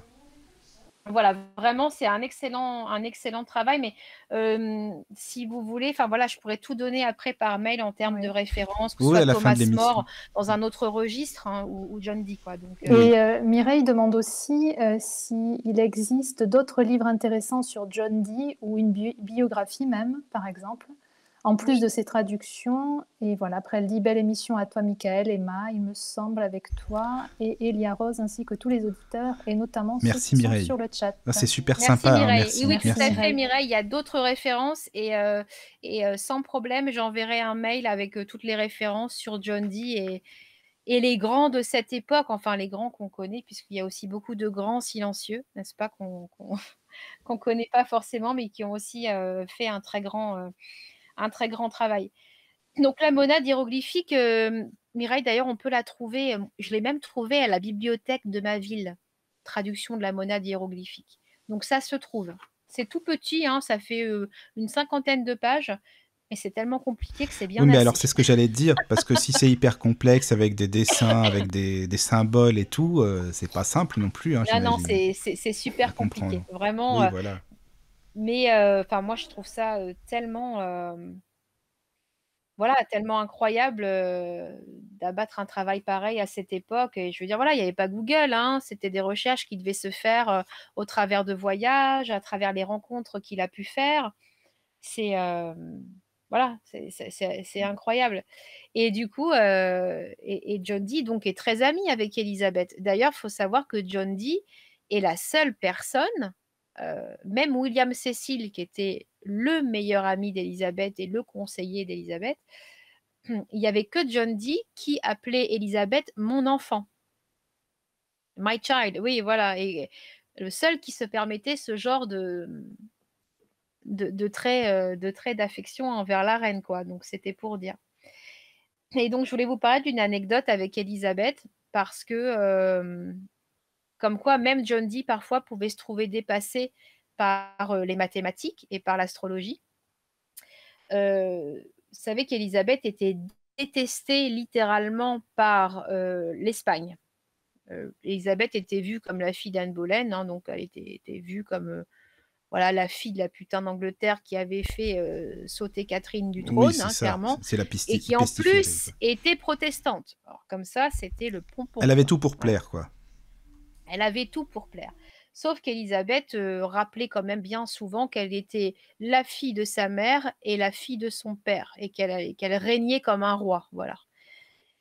Et quand l'ambassadeur d'Espagne vient la menacer en Angleterre, il arrive, il la menace clairement, en lui disant en gros, alors, j'ai pas le texte littéral, mais c'était de dire qu'en gros, ils allaient la faire valser comme une feuille, quoi, hein, c'était ça. Et Élisabeth répond et c'est d'ailleurs dans le film, je sais plus, c'est The Virgin Queen avec, Cate Blanchett qui est formidable ce film et Élisabeth répond, «C'est moi qui commande le vent, monsieur». Voilà. Et je vais tellement le commander le vent, en gros, que c'est vous qui allez connaître la Ah, c'est tempête bien du ciel. trouvé, ça. Alors là, ça c'est bon, ça. Voilà et elle avait là une grande intuition, Élisabeth. Elle le savait pas encore, mais ce qu'elle avait dit là allait se produire, 2 ou 3 ans plus tard. Les Espagnols ne pouvant plus supporter, Élisabeth et voulant vraiment restaurer le catholicisme en Angleterre, décident d'envoyer une armada. Il faut savoir que les Espagnols avaient une armada spectaculaire. Ils avaient une armée, maritime colossale et très, très sophistiquée pour l'époque. Donc quand Élisabeth reçoit une lettre pour lui dire: «Attention, on vient vous attaquer», forcément elle a peur. Là, elle se dit vraiment: «On est mal barré parce qu'on n'a pas les hommes, on n'a pas suffisamment d'hommes et nos bateaux, ne sont pas du tout à la hauteur des bateaux espagnols» et elle avait raison, hein, dans le fond. Et donc elle demande à John Dee d'établir un thème astrologique sur cette attaque. Ils ont prévu d'attaquer telle date. Qu'est-ce qui va se passer? Qu'est-ce qu'on peut faire? Est-ce qu'on va gagner? Et John Dee a passé la nuit entière, en fait, à étudier ce thème astral parce que quelque chose n'allait pas pour lui. C'était pas logique. C'est-à-dire que son esprit de mathématicien était mis à mal par les résultats de son thème astrologique. C'est-à-dire que mathématiquement, ils allaient perdre. Clairement, quand tu as un peu de bon sens, tu n'as que 10 000 hommes contre une armada phénoménale qui t'arrive droit dessus, tu perds. Tu n'as aucune chance. Et à côté de ça, le thème astral disait qu'un élément extérieur, donc un élément incontrôlable et incontrôlé, allait venir faire peser la balance en la faveur des Anglais et qu'ils allaient gagner. Alors là, John Dee, pour lui, il disait à la reine, d'ailleurs, il lui disait, Votre Majesté, je ne sais pas quoi vous dire, voilà les résultats, mais c'est des résultats à contresens. Et du coup, Elisabeth a dit, bon, bah, on va On faire verra avec. bien. De toute façon, il n'y a pas le choix. Voilà, c'est ça. Et John Dee, il en était à retravailler là-dessus. Bref, le grand jour arrive, les Espagnols arrivent avec leurs bateaux majestueux, les canons, et voilà. Elisabeth met une armure, monte à cheval et va voir ses gars, en fait. Elle va voir ses gars sur la côte, ces hommes-là, et elle leur dit, voilà, vous êtes Anglais, on va sûrement perdre, mais ce soir, vous allez gagner quand même. Et elle leur sort ça. Elle leur dit, voilà, les gars, évidemment, on est beaucoup moins qu'eux, mais voilà, vous allez y arriver. Donc, elle monte à cheval, la reine d'Angleterre, en armure, pour aller encourager ses hommes. Marie Tudor l'avait fait aussi, ceci dit. Mais ça reste quand même rarissime, quoi. Donc, les bateaux arrivent, les Anglais, ils doivent se dire, oh purée, attention, on est mal. Et là, qu'est-ce qui se passe? L'orage se déclenche. Il y a un orage. Et c'est pas un orage qui est en train d'arriver, c'est une véritable tempête. Il y a une tempête qui déferle sur les côtes d'Angleterre et qui renverse l'armada espagnole. Ah, ça, et c'est qui, génial, et qui ça. tue 80% Ah oui, quand même. des hommes espagnols. Et donc finalement, quand elle a dit c'est moi qui contrôle le vent, vous allez voir, il va tourner là. Pour le coup, carrément c'était ça. vraiment ça. C'est quoi. carrément ça. C'est carrément ça. Ouais. Et les Espagnols ont tellement eu peur, ils se sont dit, mais c'est une sorcière, ou alors c'est Dieu qui nous punit. On n'aurait jamais dû l'attaquer. Voilà. Et les Espagnols n'ont plus jamais embêté les Anglais. Au moins, ils ont Voilà. compris la leçon, c'est bien. Mais si tu veux, c'est quand même incroyable de voir le thème astrologique de John Dee et la probabilité. C'est-à-dire que, je veux dire, si tu prends ça mathématiquement parlant, bah oui, tu perds. John Dee dit, un élément extérieur va vous faire gagner. Un élément incontrôlable et incontrôlé. Oui, donc voilà, déjà, ça c'est quand même, c'est du concret, quoi. Un élément, même si on ne sait pas ce que c'est quand même un élément, donc un élément de la nature. Exactement, c'est la nature qui a sauvé la peau des Voilà, Anglais oui. ce jour-là. Et il faut quand même, quand tu vois, quand même 80% des hommes espagnols ont perdu la vie en mer, quoi, Oui, là, oui, ce oui. soir-là. Donc là, c'est pour ça que on peut pas dire l'astrologie, c'est n'importe quoi, ça n'existe pas, c'est non, du non, diable, non, c'est c'est Satan. clair, c'est quand même. précis. Alors En tout cas, l'astrologie, cette histoire plaît beaucoup sur le chat, hein, je tiens à le préciser. C'est super et ça. c'est historique, C'est hein, bien. vraiment, Oui, c'est oui. pas un truc sorti de nulle part. C'est historique, ça fait partie des événements historiques de l'Angleterre, voilà. Et à ce moment-là, on comprend pas ce qui se passe, mais il se passe. Les Anglais gagnent. Voilà, donc c'est une belle histoire, même si ça a malheureusement coûté la vie à Oui, des milliers des d'hommes Espagnols qui innocents. n'ont pas demandé grand-chose, parce que les pauvres, eux, ils y étaient pour rien, finalement. On leur a même Exactement, demandé, donc voilà. c'est toujours pareil. Comme on dit, ça c'est vrai que les guerres se font entre personnes qui ne se connaissent pas pour les intérêts des personnes qui se connaissent, quoi. Donc bon, c'est toujours pareil. Exactement, donc voilà, donc pour tous ces pauvres hommes, ça fait mal au cœur. C'est ça. Et bon, voilà, l'Angleterre a été sauvée malgré tout. Et John Dee, forcément, là, auprès de la reine, il n'y avait plus aucun doute. C'était le meilleur du meilleur. Ah oui, oui, oui, ça c'est sûr. Bah là, tu m'étonnes qu'il pouvait être protégé et puis que la reine pouvait lui Il a demander des gagné, conseils. il a gagné sa place. Ah bah là, oui. Il a gagné sa place. Alors malheureusement, ça va pas durer pour John Dee.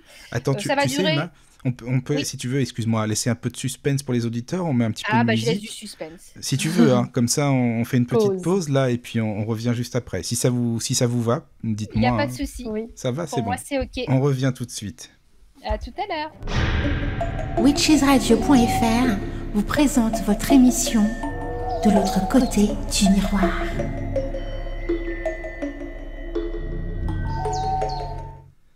Et nous revoici, nous revoilà, toujours avec Emma et Elia Rose. Recoucou. Bah, Recoucou. Voilà, de retour. Bon, j'espère que ça va toujours pour vous. Bah oui, très bien. Toujours. Très bien, très Oui, bien. Bon, c'est j'espère très que... passionnant. Merci Emma. Oui, c'est vrai que c'est super intéressant, on apprend plein de choses. Donc n'hésitez pas à écrire. Je rappelle le mail, bien sûr, lotus@witchesradio.fr, donc lotus@witchesradio.fr. Donc on en était avec John Dee, et puis Emma, tu voulais nous parler un petit peu de ses travaux. En fait, bon, on expliquait évidemment qu'avec la reine Elisabeth, il était très proche, évidemment. On a expliqué un petit peu pour la guerre, justement, pour les Anglais et les Espagnols. Et puis, je te laisse continuer, Emma, si tu veux. Oui, alors oui, du coup, on s'était arrêté là, on s'était arrêté Voilà, à la défaite des Espagnols. c'est ça. Et donc, pour John Dee, évidemment, ça signe une vraie crédibilité à la cour, hein, c'est sûr que. Mais il reste quand même, voilà, fidèle évidemment à Élisabeth. Et ce qui est bien pour lui, c'est que, comme disait Elia Rose, ça lui permet une protection de la cour, puisque ça reste quand même des travaux. Alors, pas ésotérique dans le sens littéral du terme, mais voilà, on est vraiment dans. Déjà, il est dans des travaux, on va dire, de médiumnité, même si c'est pas vraiment déclaré ni officiel. Ces travaux sont déjà bien en cours. Donc, avoir Elisabeth comme amie, ça permet d'éviter le bûcher quand même, hein, faut pas se leurrer. John Dee a été protégé par la reine tout au long de sa carrière. Alors, John Dee, c'était aussi quelqu'un d'éternellement, on va dire, insatisfait. C'est-à-dire qu'il voulait toujours savoir plus, connaître plus, ce qui est, là, ce qui est très, très bien. Et après ces travaux, donc, avec Kelly, ils partent tous les deux, en fait, en Pologne, et ils sont reçus par l'empereur, par Rodolphe II. Pour faire part des travaux qu'ils ont effectués, parce qu'en Pologne, voilà, c'était des thématiques qui étaient déjà très exploitées. Donc, ils partent en 1583 et ils se baladent, hein. Ils se baladent en Europe centrale. Ils continuent leurs conférences à travers l'Europe. Des conférences d'ailleurs que John Dee, voilà, reportait, hein, qui remettait à l'écrit. Et il a même eu des audiences privées donc avec Rodolphe II, où il va vraiment échanger sur les communications angéliques. Voilà. Mais bon, les rois, en fait, ont des doutes. Rodolphe a vraiment des doutes, et il voit plus John Dee comme un espion. C'est-à-dire que, et d'ailleurs, beaucoup pensent aujourd'hui que John Dee était aussi à la solde de la reine d'Angleterre pour espionner certains pays. Bon, ça fait plutôt partie du mythe que du factuel. Je pense que John Dee n'avait pas vraiment ni la condition physique, ni les intérêts à l'espionnage. C'était vraiment quelqu'un qui était fasciné par ses travaux. Mais c'est une hypothèse qui est mise en avant. Alors, on le saura peut-être un jour, hein, si vraiment il a été espion ou pas, mais ça reste pour l'instant, en fait, un mythe, quoi. Après, entre Kelly et Dee, il y a eu une petite scission, puisqu'ils ont commencé à avoir des désaccords, hein, sur certaines communications. Et puis Kelly commençait vraiment aussi à s'orienter sur l'alchimie. Voilà. Mais Emma, si tu dis qu'il y avait plus d'ego, justement, peut-être qu'on peut imaginer que, vu les communications qu'il y avait, lui, il avait peut-être plus tendance à croire que ce sont des anges, alors que c'était forcément des faux savants ou autres, des esprits du bas astral. C'est possible aussi. Oui, oui, je pense que la différence était là, c'est-à-dire que Dee, notamment dans ses principes, on va dire, d'enseignement et la manière dont il percevait l'ésotérisme. D'ailleurs, il a écrit tout ça dans une lettre à William Cecil lorsqu'il était à l'étranger. Donc, William Cecil, c'était le premier ministre d'Élisabeth Ier et aussi son meilleur ami. Je vous raconterai la petite anecdote de la fin qui vous mettra la larme à l'œil. Bah oui, on va finir avec une petite larme à l'œil quand même. Et en fait, où il explique à William Cecil les préceptes de sa magie, entre guillemets, en tout cas de, de sa façon de voir la spiritualité. Et en fait, il exprime 8 préceptes. Alors, je ne vais pas vous les citer les uns après les autres, mais l'idée est de dire que Dieu, en fait, se manifeste à travers l'être humain. Et que plus l'être humain va se connaître, plus il va connaître Dieu, en fait. Voilà. Ouais, c'est un peu ce qu'on peut entendre en ce moment aussi dans les cheminements personnels, en fait. Tout à Ces fait. notions-là, il était en avance sur son temps, hein. Complètement et aujourd'hui, enfin, moi, dans ma pratique, quotidienne, voilà, dans le magnétisme, hein, dans mes consultations en magnétisme, je dis tout le temps, en fait, que la réponse, elle est à l'intérieur des gens. C'est pas moi qui vais donner les réponses. À la limite, voilà, on est un petit peu les boussoles, on peut un peu guider, on peut accompagner, mais on n'est pas là pour trouver la réponse à Non, la c'est aux place des gens gens. de trouver en eux, oui, ça c'est sûr. Oui, je Exactement suis d'accord. Oui, et ça, c'est un précepte que Jody disait déjà, déjà à cette époque, que la réponse, elle est en nous, que l'être humain est d'origine divine, hein, on est divin. Je trouve ça, voilà, assez joli d'ailleurs et qu'on fait partie d'une même et unique source finalement. Voilà. Allez, après, d'accord. il y a aussi des préceptes sur les nombres et cetera, mais ça, c'est un peu plus compliqué et un peu plus long. Et il parle aussi en fait de l'univers et comment l'univers est ordonné. Voilà, il dit que chaque chose de l'univers possède un ordre. Voilà, il possède un ordre et cet ordre, pardon, j'ai pas le Covid, hein, c'est juste parce que c'est à force de parler. Attends, Merci de préciser. juste pendant que tu tousses, Emma, bah tiens, finalement, il y a un message de Anthony, donc, qui dit, il n'y a pas que des filles qui écoutent, je suis là, il y a Anthony aussi. Donc, bah écoute, bienvenue Bonsoir Anthony. Anthony. Bonsoir. Voilà, Anthony. c'est bon, c'est passé le message. Et, Voilà. et d'ailleurs, Mimi dit en fait pour Emma, donc avec tout ce que tu dis de lui, on dirait un initié. Ça, c'est en rapport avec l'émission de vendredi soir. Bah oui, ça certainement, oui, John Dee était un initié, ça c'est clair. Mais après, derrière le terme initié, moi je mets pas d'élite. Voilà, dans l'initié, c'est celui qui va recevoir un savoir particulier et qui va avoir un éveil, je pense, spirituel particulier.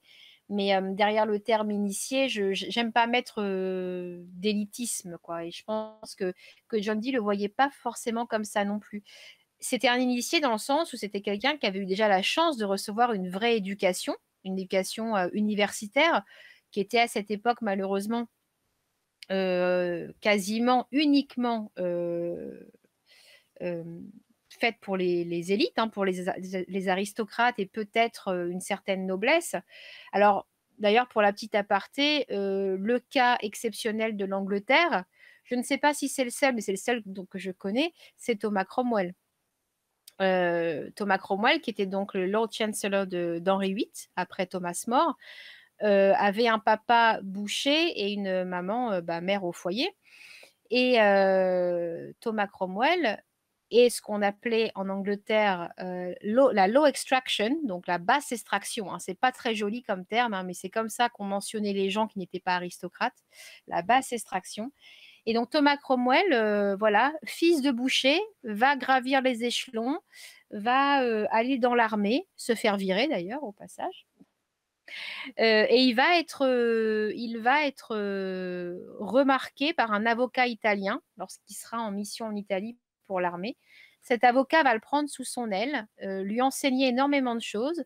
Thomas Cromwell va aller à l'université, devenir avocat, gravir les échelons comme ça et finir Premier ministre du roi d'Angleterre.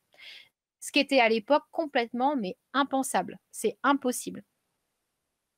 Mais l'Angleterre avait cette ouverture que nous, on n'avait absolument pas, hein, par ailleurs, en France à cette époque. Et d'ailleurs, Henri VIII, lorsqu'il voudra s'en débarrasser, lui rappellera constamment sa condition de basse extraction. Hein. Oui, c'est sympa, quoi. Vous, Cromwell, de basse Oui. extraction, vous n'avez pas votre mot à dire. De la basse classe, n'est-ce pas? Exactement.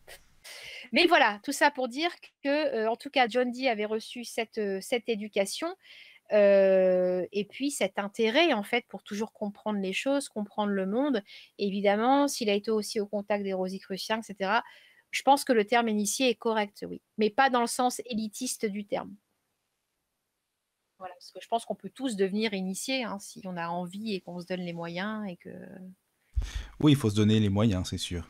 Voilà, donc il y en a, puis voilà, puis c'est pas grave si on n'a pas envie de le faire. Je veux dire, la vie ne se résume pas à être initié. Il y a plein d'autres. D'ailleurs, John Dee était marié aussi, hein, il a eu 8 enfants. Ah, quand même. Ah, il a eu 8 enfants. Mais productif, oui. Ah, oui, c'est le cas de le dire, oui, ça c'est sûr. Et d'ailleurs, Arthur, son fils, a repris par la suite ses travaux. Il a enchaîné dans les pas de son papa. Donc voilà. Et donc John Dee et Edward Kelly sont en Pologne. Bon, ils commencent déjà un petit peu à s'embrouiller parce qu'ils sont plus trop d'accord sur certaines choses, un peu comme Jung et Freud, vous voyez, c'était un peu le même truc. Et du coup, bah, John Dee décide de repartir en Angleterre et Edward Kelly reste en Pologne et Edward Kelly va mourir en Pologne en prison. Puisque le Rodolphe II va voir en eux des espions potentiels de la couronne d'Angleterre. John Dee va partir avant. Edward Kelly va peut-être ne pas y croire, hein, et peut-être qu'il voudra continuer et persévérer en Pologne. Il finira emprisonné, il mourra en prison sans jamais revoir John Dee, en fait. Voilà. Sauf que notre pauvre John Dee, quand il rentre en Angleterre, sa maison, c'est un peu la cata. Enfin, sa bibliothèque, c'est un peu le carnage. C'est là qu'il découvre en fait que une très très grande partie de ses œuvres a été détruite, notamment dans un incendie. Voilà. Alors, incendie criminel ou pas. Ça, après, oui, c'est à chacun de se faire son opinion, quoi. Exactement, telle est la question. Oui, hein, c'est ça. et on ne le saura jamais. Et Elisabeth a dépensé énormément d'argent pour que John Dee puisse ravoir en fait quelques livres à son actif. Mais bon, évidemment, il n'a pas pu tout récupérer, quoi, ça c'est certain.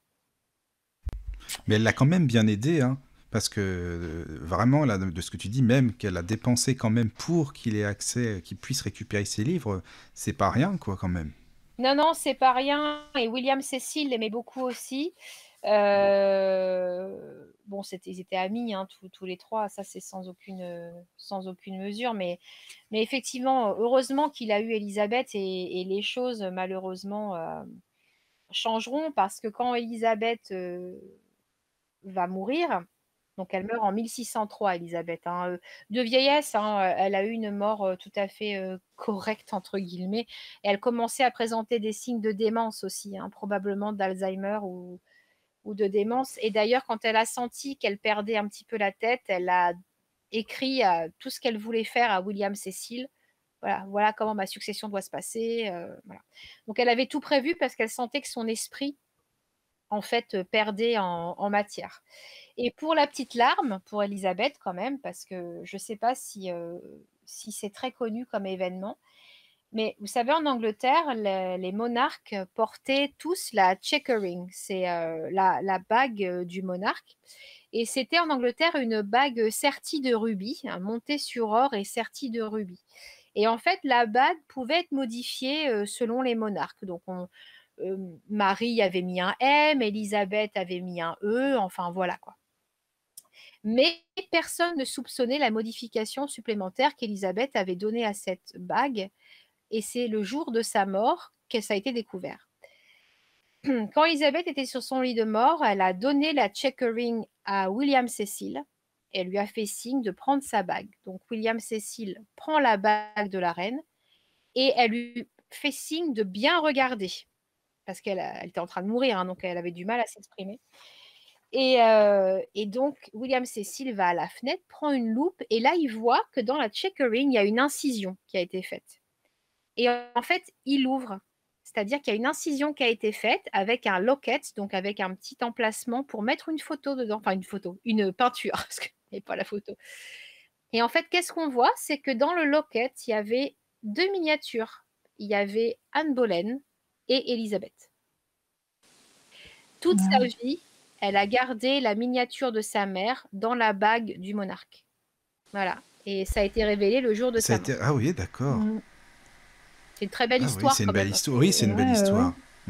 C'est vrai. Mais d'ailleurs, j'avais entendu dire que quand même la lignée des monarques anglais avaient tous plus ou moins quand même cette comment dire, ils étaient tous en fait plus ou moins au niveau psychiatrique, enfin au niveau démence en fait assez, enfin ça se voyait de génération en génération presque. Oui, et puis d'un sens, enfin c'est logique, hein, les aristocrates ne se mariaient qu'entre eux. Donc évidemment, ça manquait cruellement de sang neuf au bout d'un moment, hein, donc alors Élisabeth, bon, elle est morte de vieillesse, elle était très âgée, hein, quand elle est décédée, donc ça aurait pu voilà, effectivement, ça aurait pu, je veux dire, consanguinité ou pas, ça faisait aussi partie de son âge. Mais oui, quand tu vois qu'ils étaient tous cousins, cousines, là-dedans, Ben au bout d'un voilà, c'est ça moment, aussi. Évidemment, oui. au Mais bout alors, d'un moment John Dee, oui. il est mort à quel âge, lui, alors?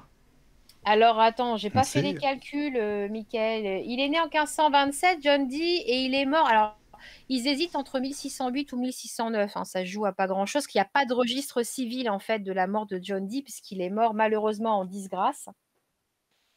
Voilà. Alors du coup, tu fais le calcul, Mika, là, t'es bon en maths sur. Ah, pas du tout. Pas du tout. Mais par contre, je compte sur les auditrices et les auditeurs. Hein, moi, tu Faites sais, un petit calcul, né en je me... 1527, mort en 1609. Allez, on va dire, on va prendre la date la plus. Oui, voilà, là, c'est bien ça. Ah, on n'est pas doué là pour ça. Hein. Voilà, on n'est pas doué. Là, Bravo. c'est pas la peine, hein, je crois. Il a l'air quand même d'avoir eu une bonne petite vie, hein, Ah oui, quand même. quand même. Bon, alors, il avait 82 ans. Ah, pas mal. Vous vous rendez Ah compte pour oui, l'époque, quand 82 ans? même. Ah oui, Ouais. oui, c'est pareil, 82 ans, ça va, C'est quoi. vrai, hein. Oui, oui. Et Merci donc, hein, pour la réponse. oui, merci, je sais pas qui l'a donné, mais merci pour le Bravo, calcul en tout rapide. cas. Oui, c'est Non, ça. je l'ai calculé, mais Ah, merci c'est à la toi, d'accord. calculatrice, en fait. Ah oui, d'accord. Oui, D'accord. voilà, j'ai un peu triché, mais bon. Non, non, mais dis, écoute, voilà, on fait comme on peut. Hein. On n'a pas forcément envie de compter à cette heure-ci non Mais plus. quand Hein, même, pour à être- l'époque, oui, c'est pas mal. 82 ans, c'est même très bien, hein, vraiment.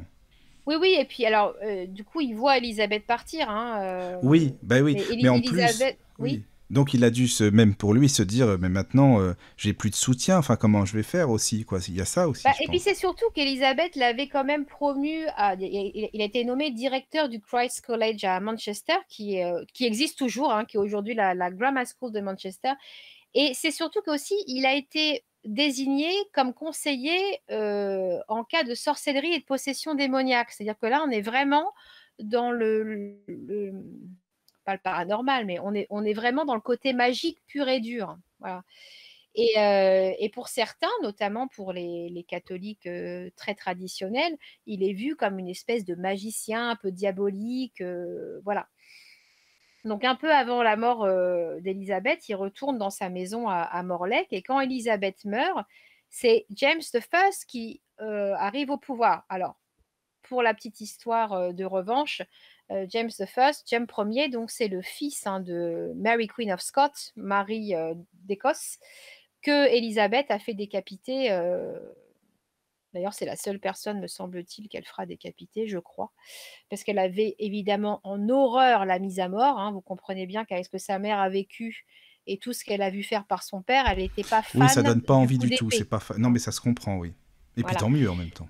Mais le problème avec Marie d'Écosse, moi c'est une femme que j'admire beaucoup également, Marie d'Écosse, parce que vu sa vie, encore une fois, le fait qu'elle était une femme à cette époque, hein, donc voilà, elle avait surtout un but politique. Et ben, elle a fait ce qu'elle a pu, Marie. Elle l'a fait avec dignité aussi. Et d'ailleurs, Élisabeth avait une forme d'admiration pour sa cousine, hein, pour Marie, et vice-versa. C'est-à-dire que Marie admirait sa cousine Élisabeth. Mais on pense, alors ça se discute aujourd'hui, il y a des lettres qui ont été retrouvées, on n'est pas très sûr de notre coup, que Marie a été mise dans un complot pour renverser Élisabeth et pour remettre donc Marie sur le trône, une reine catholique en l'occurrence. Et donc Élisabeth a fait enfermer Marie pendant longtemps, pendant 10 ans, hein, elle l'a mise en prison. Et elle se refusait en fait à la mettre à mort. Elle voulait pas l'exécuter parce qu'elle disait si je fais ça, mais je suis comme mon père. Sauf que Élisabeth a subi beaucoup d'attaques au niveau physique, hein, au niveau des attentats. Et elle s'est dit, enfin ses conseillers lui ont dit, mais Votre Majesté, il va vraiment falloir régler cette histoire parce que il y a trop de risques qu'on vous renverse. Et Donc Élisabeth a fallait signé faire un choix, voilà. quoi. Fallait faire un choix. Et Élisabeth a signé à contre-cœur la mise à mort de sa cousine. Et quand Marie a été décapitée, Élisabeth s'est évanouie parce que lorsqu'on mettait quelqu'un à mort, il y avait des coups de canon qui étaient tirés. Et ça voulait dire que la personne était décédée. Et quand Élisabeth a entendu les coups de canon, elle s'est évanouie en fait dans le couloir de son château. Voilà, parce que pour elle, c'était C'était une mort de trop, quoi. C'était la mort de trop, c'était aussi vraiment le rappel à son père, quoi. C'est-à-dire, Oui, voilà, c'est normal, ça se comprend, attends, c'est sûr. Mhm. mais politiquement, on, enfin, on peut comprendre. Encore une fois, il ne faut pas juger avec nos yeux de 2021, hein. Bien sûr, la mise à mort de quelqu'un, c'est une horreur, c'est Bah, en épouvantable, même ça ne temps, devrait excuse-moi, c'est pas. ce qui se passe en ce moment. Donc, en même temps, c'est pas la même manière de tuer les gens, hein, mais bon, bref, c'était de parenthèse, quoi. Oui, et puis il y a des pays où la mise à mort existe encore, tout à fait. Non, mais ça, voilà. Mais je veux dire par là, enfin, on peut, c'est sûr qu'on pourrait juger cet acte de tuer sa cousine, etc. Mais c'est vraiment pas le même contexte. Il y avait un danger de mort tout le temps, quoi. C'est-à-dire que la reine était constamment menacée. Voilà, donc il y avait une espèce aussi de contexte paranoïaque qui pouvait vite se mettre en place. D'ailleurs, Henri VIII, hein, clairement, hein, c'était un parano, hein, il a été élevé là-dedans. Voilà. Donc voilà, donc ça c'était la petite anecdote. Et donc James the First, eh ben, c'est le fils de Marie d'Écosse qui va monter sur le trône, sauf que il est très catholique, et il ne supporte pas tout ce qui est attrait à la magie ou au surnaturel. Donc il ne va pas s'en prendre à John Dee, hein, il va pas le persécuter. Par contre, John Dee va mourir dans la misère la plus totale, sans un sou, quoi. Voilà. Il meurt tranquille, hein, chez lui, en 1608 ou 1609, on ne sait pas trop parce qu'il n'y a pas de Bon, de registre. toute façon, on n'est plus à un an près, hein, en même temps, hein. On n'est plus à un an près, Ça, voilà. c'est sûr. Mais bon, il meurt sans un sou. Bon, bah après, Sans un sou, voilà. et à tel point, vous voyez, qu'il n'y a même pas de tombe, en fait. On ne sait pas où est sa tombe. On Ah ne sait oui, pas où est-ce qu'il a été inhumé, et il n'y a pas de registre d'état civil. Donc d'accord. voilà, c'est très compliqué. Mais Ah oui. bref. En tout cas, malgré tout, on peut dire qu'il a eu une vie plutôt sympathique, hein. C'est quand même passionnant, hein, ce qu'il a pu Bah, vivre. disons qu'il aurait pu, depuis bien bien longtemps, se faire assassiner, quoi, parce que finalement, s'il n'y avait pas Élisabeth, il serait plus là depuis longtemps. Ah bah, je pense que s'il n'y avait pas Élisabeth, oui, il aurait fini sur un Ah bah bûcher oui, sous ça c'est Marie, hein. sûr. Oui, Je voilà, c'est pense que ça. Marie Ier aurait fini par dire c'est bon là, hein. C'est un sorcier, celui-là, et encore, voilà, c'est même plus la peine, quoi. Voilà, exactement. Donc je pense que malheureusement, il aurait fini comme bon nombre de ses collègues. Et oui, le fait que Marie Ier meure rapidement lui a sauvé la peau, quoi. Ça, c'est sûr. Oui, c'est ça. Donc voilà, donc c'est la vie, enfin de ce qu'on sait de sa vie, encore une fois, c'est pareil, hein, tous les petits secrets, on les connaît pas. Ben Mais non, déjà, non, c'est sûr qu'on les connaît pas. Et puis même de sa vie et comme tu disais, de ses écrits. Moi, c'est vrai que je t'avoue que ça m'intrigue, quoi, les écrits. Je me dis, mais qu'est-ce qu'il y aurait eu en plus, tu te rends compte, si on savait, bon, on a déjà, comme tu le disais, hein, on a déjà 20%, donc c'est très bien. Ça, c'est sûr. Mais il y aurait eu beaucoup, beaucoup de choses, même dans d'autres domaines, si ça se trouve, en fait. oui, bah oui, oui, sûrement, dans l'astrologie, dans Voilà, c'est l'astronomie, dans ça. la navigation, c'était Et un oui, navigateur, mais de fou, et qui a mené, faut quand même pas oublier que les Anglais, encore aujourd'hui d'ailleurs, ont une des meilleures marines au monde. On le doit à John Dee. Mais ça, c'est des détails de l'histoire qu'on ne connaît pas. Et il y en a plein d'autres qu'on ne connaît pas d'ailleurs. puis on va pas le dire forcément, quoi. Parce Et on que, va pas le dire imaginez, on forcément. dit, oui, c'est John Dee, c'est grâce à lui. Ah oui, c'est grâce à qui? Un astrologue, un sorcier, c'est quoi ça? C'est n'importe quoi. Exactement. Forcément que là, ça la fout mal, quoi. Et on doit à John Dee toutes les grandes découvertes maritimes de l'Angleterre, hein, avec sa cartographie, avec ses connaissances, avec voilà. Mais tout ça, non, on le dit pas non plus, effectivement. Mais bon, l'histoire est toujours écrite par les vainqueurs, hein, de toute manière. Donc, Une partie de la vérité, oui. Une partie de l'histoire. Ouais. tout à fait. Mais c'est vrai que par rapport à ces livres qui ont brûlé, je me dis que c'est vrai que c'est peut-être aussi, tu sais, comme un savoir en définitive qui aurait été tellement puissant en fait que ça aurait pu peut-être déséquilibrer certaines choses dans le monde et que du coup, ça a été brûlé. Enfin, je ne sais pas, même si c'était criminel, mais Ah, par qu'il y la avait une providence, raison quoi. aussi. Tu vois, enfin, je sais pas, c'est Oui, Pourquoi une pas? Mais réflexion que je me pourquoi faisais pas? tout à l'heure. c'est Pourquoi pas. pas? Oui, ça Peut-être que c'est c'est pas mal. un. Pourquoi Oui, oui, pas? pourquoi pas? Je ne sais pas ce contenaient ces écrits, effectivement, et peut-être que si c'était tombé dans de mauvaises mains, ça aurait pu être une catastrophe. Peut-être, qui sait? Qui sait? Mais Bah, vu ce c'est que une l'homme est en hypothèse qui est train, tout enfin, à est fait. capable de faire, on pourrait se dire ça aussi. Oui, c'est sûr. Oui, oui, vu ce que l'homme est capable. Et ce que je trouve dommage, mais je le dis dans les émissions à chaque fois, mais ça reste mon point de vue, mais je trouve ça très dommage qu'on n'étudie pas plus. Alors, quand on a un parcours spirituel, quand on se cherche, voilà, dans la spiritualité, dans la magie, je trouve dommage qu'on ne parle pas plus de ces personnes-là parce qu'elles, au-delà, nous transmettent un savoir et des recherches, des méthodes de recherche.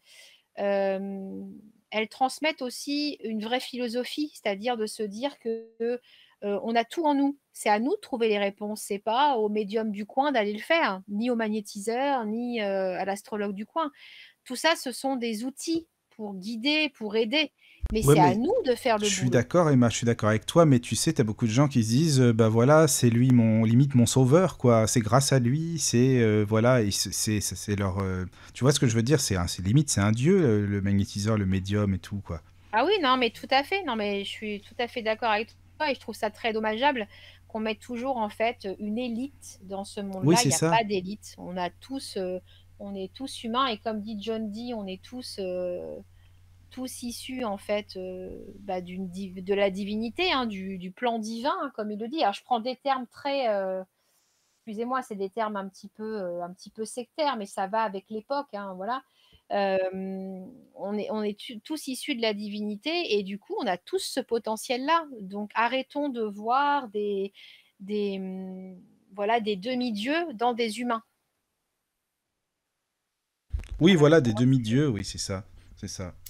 Et on est chacun, en fait, acteur de notre vie, acteur du savoir qu'on peut Oui, mais parfois le recevoir ou qu'on médium, peut donner. c'est le dernier espoir, comme si c'était le dernier espoir, tu sais, en fait, c'est ça.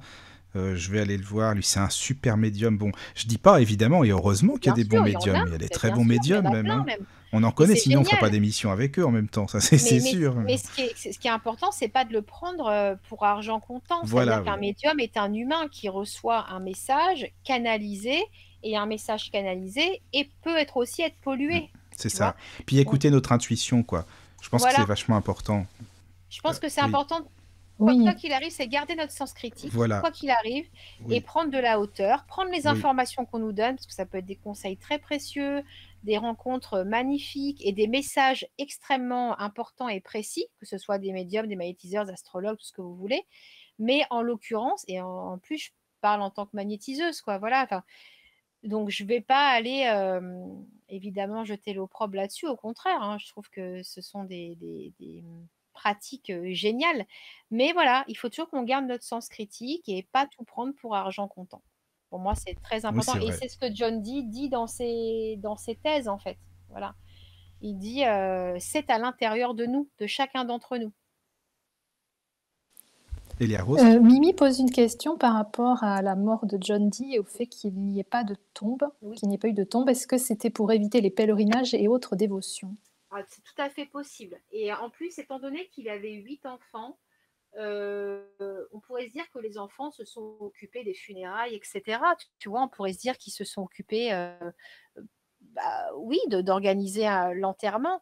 Mais comme il est mort sous un monarque qui n'était pas vraiment très fan de ce qu'il faisait, effectivement, c'est tout à fait possible que la tombe ait été déplacée, enlevée, voire pourquoi pas détruite, pour qu'il n'y ait pas de pèlerinage auprès d'une personne qualifiée un peu de vilain sorcier, quoi. Ouais, ouais, tout à fait. Et c'est aussi tout simplement peut-être parce que John Dee avait vraiment pas un rond et qu'il a été mis dans une Si, fosse oui. commune. Ouais. Et alors, Voilà. selon vous deux, en fait, imaginons que John Dee soit là en ce moment. Est-ce que vous pensez que plein de personnes seraient accourues vers lui, justement, comme un médium chez qui il faut aller? Enfin, selon vous, hein, qu'est-ce qui se passerait maintenant si lui, il était là maintenant, ce John Dee? Ben, tu vois, je me dis, si John Dee était là, d'ailleurs, je pense qu'il est un petit peu là quand même, hein, vu comment on en parle, le petit taux vibratoire augmente gentiment, et voilà. Euh, ben, en fait, forcément, je serais admirative de son travail. Comment est-ce qu'on a pu donner autant d'énergie à une époque où on avait si peu de moyens, on va dire, de recherche, voilà. Après, oui, je serais admirative, mais je me dirais, John Dee est un être humain et j'ai envie de discuter avec lui comme je discuterais avec n'importe qui.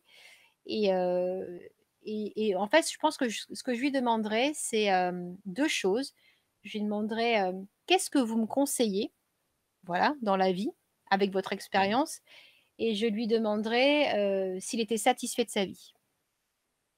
Mais je pense pas que j'irai, le vénérer. Après, Non. j'ai beaucoup d'admiration pour John Dee, vraiment, je l'admire. Comme j'admire Thomas More, comme j'admire Thomas Cromwell, comme j'admire Anne Boleyn, comme j'admire Rasputin, voilà, qui est détesté par plein de gens. Tiens, faudrait Euh, faire une émission sur Rasputin.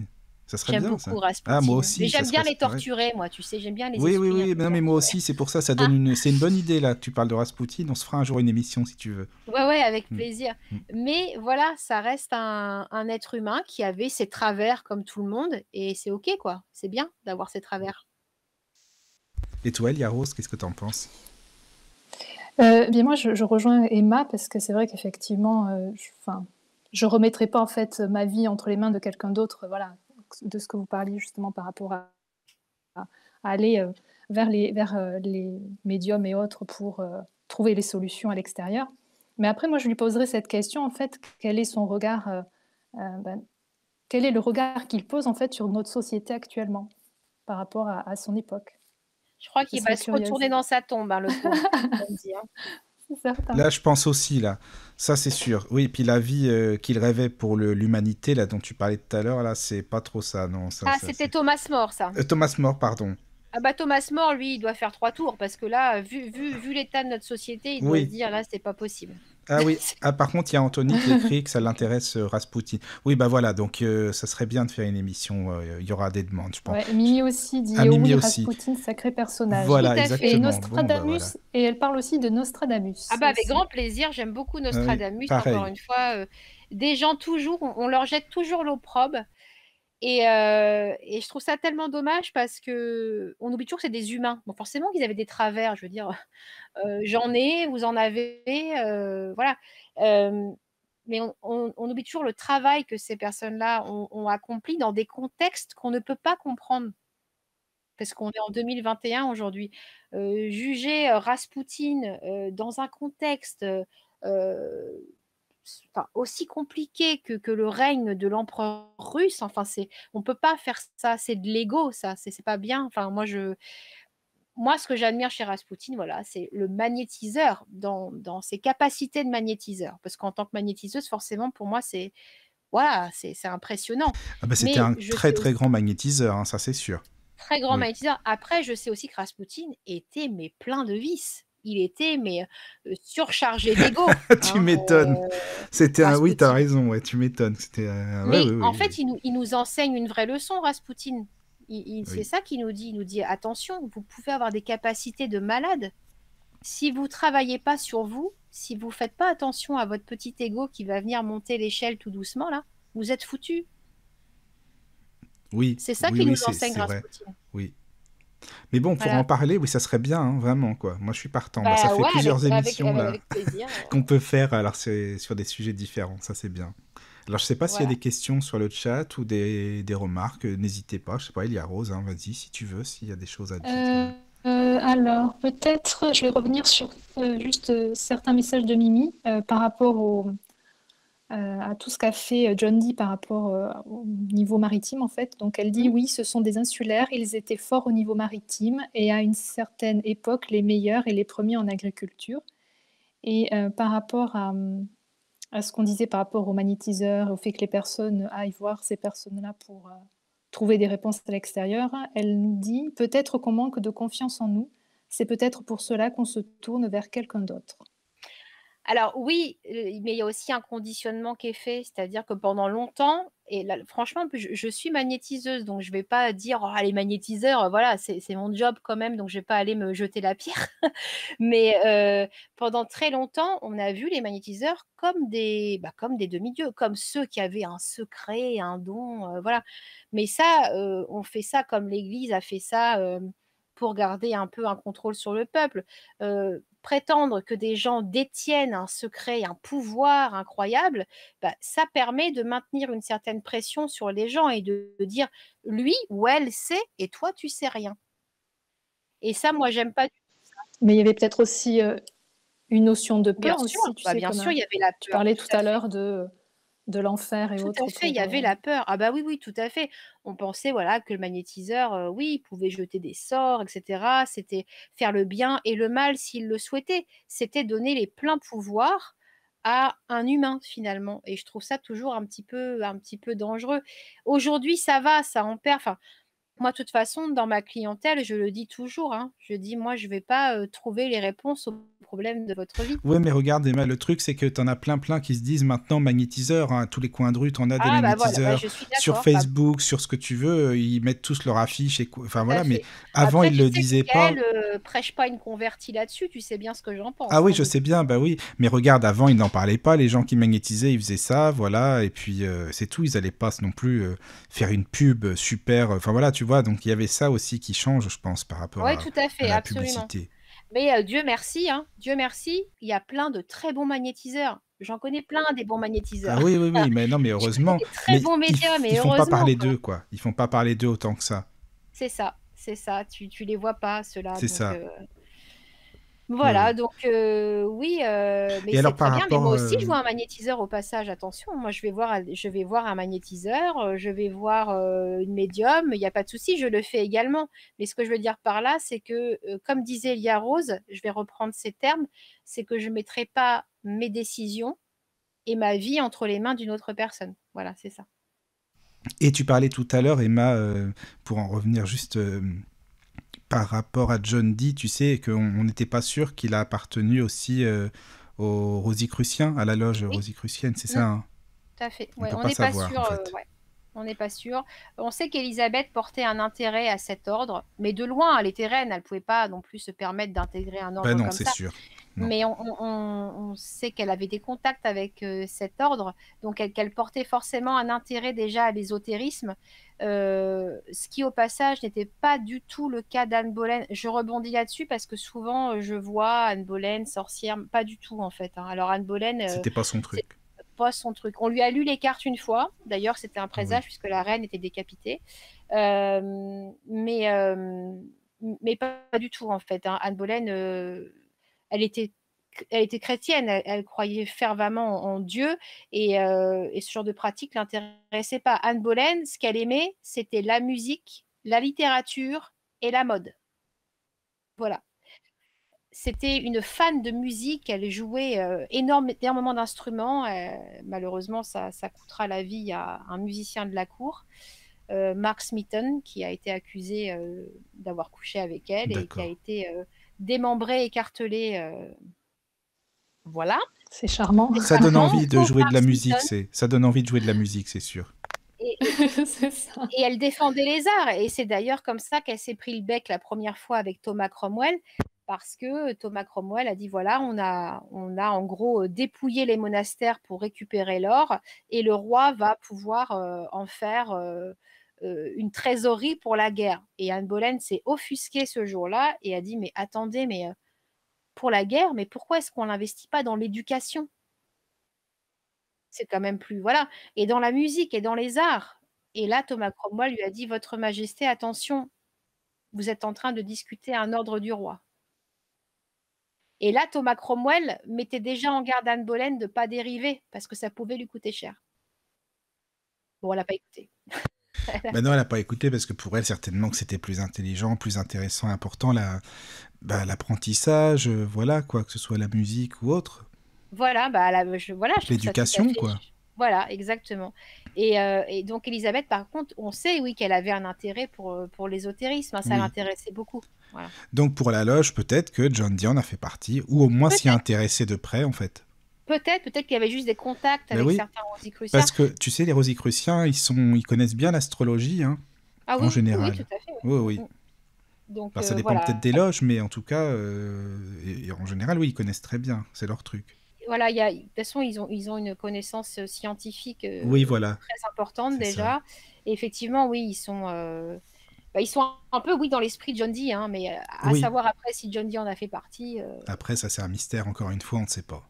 mais je voulais donner aussi, une personne qui a permis, la réhabilitation, on va dire, de John Dee, c'est-à-dire un peu, casser cette espèce de légende noire qui a pu tourner autour de John Dee. C'est, Frances Yates, qui a, qui a fait une biographie en fait sur, John Dee et qui a divisé sa vie en 3 parties et c'est grâce à elle en fait que John Dee est un peu revenu sur les devants de la scène. Mais si vous voulez, enfin, j'écrirai un petit mail qu'on pourra envoyer sur Witches peut-être avec les références, Oui, si tu veux, on peut faire ça, oui. biblio? Bah là, sinon, si tu veux, si tu as quelques références, même là pour la fin, pour les auditeurs, si ça les intéresse d'avoir des titres de livres ou d'auteurs, si t'en as là, pourquoi pas, Bah, après tout. oui, oui, oui, alors, vous pouvez regarder à Frances Yates, hein, qui a écrit sur John Dee, plutôt sur sa biographie, hein, sur sa vie, hein, d'accord? On n'est pas vraiment sur le travail. Après, en France, évidemment, on a, cette fameuse édition du Serpentaire, donc les 5 livres des mystères. Voilà, qui a un travail de traduction absolument phénoménal, mais c'est extrêmement complexe et c'est vraiment à regarder avec de la hauteur. Moi, je le lis vraiment en hauteur, hein, faut pas trop se T'imagines, connecter. Emma, quelqu'un qui le lit en audio, il serait un peu dans la merde s'il y a plein de trucs Ah, à décrire et tout. c'est C'est pour ça. impossible. Non, mais Ouais, c'est vrai. je te jure, il y a Là, des faut peut-être pas tableaux dans tous exagérer. les sens, des Ouais, s'il y a des schémas, tableaux. des annotations, enfin, Ouais, c'est mais ça. voilà, ouais, je sais que voilà, c'est fort dommage, mais ce serait tellement compliqué à retranscrire que voilà. Après, j'ai parlé de Thomas More. Alors, c'est plus par rapport en fait à sa vision de la société et pour dire que voilà, les gens à cette époque-là n'étaient pas que des, des croyants qui n'avaient que Dieu à la bouche. Il y a des gens voilà, qui faisaient des vrais travaux, qui étaient humanistes, philosophes, même si Thomas More avait ses travers, comme tout le monde. Voilà, encore une fois, c'est comme tout le monde. Mais voilà, l'Utopie, hein, de Thomas More que je vous conseille, qui est vraiment, qui est encore enseigné en Angleterre, hein, au lycée, hein, comme, une œuvre littéraire. Ouais, ouais. Et puis voilà et je regarderai, hein, ce que j'ai en biblio, j'ai pas tout en tête comme ça, mais Après, je sais pas s'il y a d'autres messages, sinon, sur le chat. Alors, comment ça se passe? Moi, j'aime bien savoir ce qu'il y a sur le chat. Je suis curieux, hein. Edgar Rose, Eh c'est... bien, écoute, ça profile la fin de la soirée, là, voilà. Fin de semaine, et forcément, il y a beaucoup de personnes qui sont allées se coucher. Et, C'est mais en tout normal en cas, même temps. l'émission a vraiment plu.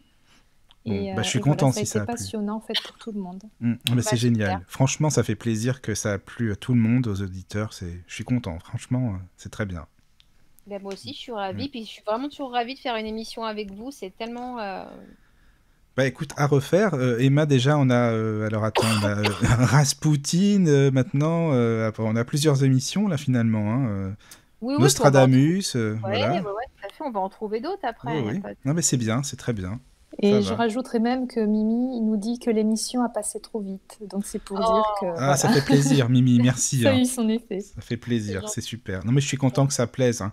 Parce qu'au début, on savait pas. Enfin, moi, enfin, je sais pas toi, Emma ou Liro, moi, je savais pas trop parce que c'est vrai que bon, on parle beaucoup de magie, hein, évidemment, sur Witches, ce qui est normal, voilà. Mais là, on n'a pas parlé que de magie, on a parlé aussi de l'histoire. Mais si on n'est pas dans le contexte, on peut rien comprendre. Donc, c'est vrai que on Mmh. s'est peut-être un peu attardé, mais je pense que c'est utile, quoi. Sinon, on Oui, peut je pas pense que comprendre. c'est utile et puis ça et puis la magie fait Voilà. partie de l'histoire, quoi. Ben oui, C'est ça exactement. le Mm, truc. mm. Et après pour ceux qui vraiment veulent étudier la magie énochienne, heu, voilà, c'est un petit peu après quand même qu'elle a été mise en place. Là, vraiment, Johnny, c'était les prémices, c'était, le discours angélique, c'était les prémices de la magie énochienne. Mais déjà le mot, comme on dit tout à l'heure, énochien est venu bien plus tard. Donc voilà, après ce sera d'autres, mais vous pouvez trouver des livres, hein, sur la magie énochienne, hein, pour ceux que ça intéresse. Vous faites un petit tour en librairie, il y a pas mal de refs. Moi, c'est pas mon truc, hein, la magie énochienne, donc je vais pas pouvoir vous guider là-dessus. Mais, mais voilà, je suis sûre qu'en faisant quelques recherches, vous allez trouver, ce qui vous botte. Il y a pas de souci là-dessus. Voilà. Mais je suis contente que John Dee vous ait plu parce que, en fait, moi, j'ai quand même à cœur, de parler de ces personnes qu'on critique beaucoup finalement. Voilà, on leur jette beaucoup la pierre, on met beaucoup de légendes un peu noires autour d'eux. Je trouve ça dommage, voilà. Donc, Mhm. c'est bien de remettre un petit peu de dignité, aussi dans ces réputations un peu entachées, quoi. Et je rajoute quelque chose d'important que dit Mimi. Alors déjà, elle a hâte de t'entendre, Emma, parler de Rasputin et de Nostradamus. Et après, elle te dit, Michael, Mimi, tout est lié et il faut pas occulter l'histoire. Donc voilà. Oui, tu je vois. suis d'accord, Mimi. C'est un Merci. ensemble, oui. Non, mais c'est bien de le dire, hein, Mimi. Je suis d'accord avec toi, mais c'est vrai que peut-être qu'il y a des auditeurs qui sont plus magie simplement, et voilà, mais on peut pas être que là-dedans. Donc c'est vrai que c'est important de bien expliquer les choses. Et je voulais le dire dès le début, quoi. C'est pour ça que, bon, en expliquant l'histoire, on comprend mieux. Donc voilà. Je suis content vraiment hein, que ça vous ait plu. C'est génial. Et puis, encore une fois, ça donne envie hein, de continuer de faire plein d'émissions avec vous. Voilà. Avec grand plaisir, hein, vraiment, c'était super. Je remercie beaucoup les auditeurs d'avoir prêté une attention parce que c'était un petit peu long, donc voilà, ça demande un peu d'attention. C'est vrai, c'est pas toujours évident de rester connecté. Et puis, je vous souhaite à tous une très belle nuit parce qu'on est dans la dernière phase de pleine lune, me semble-t-il. Ah, mais c'est vrai, c'est ça. La pleine lune va commencer à décroître, je crois. Oui. Et voilà, donc c'est aussi un beau moment pour parler de John Dee. Voilà, on est en plein dans le cycle de pleine lune, donc voilà. Ouais, c'était une bonne émission et l'opportunité, voilà, par rapport à la Lune aussi, c'est vrai. Donc, je vous souhaite une très belle nuit, rêvez de magie, voilà, de belles choses, et puis surtout, voilà, quoi. La magie, en fait, elle est en vous, quoi. Donc, c'est en chacun d'entre nous, il y a de la magie, c'est vrai. Exactement. Et oui. Merci, et puis bisous à tous, dormez bien. Bonne soirée. Merci, bonne soirée. Bienvenue de l'autre côté du miroir. De l'autre côté du miroir. Retrouvez Michael et toute son équipe de l'autre côté du miroir. Sur Witches Radio, réveille la sorcière qui sommeille en toi.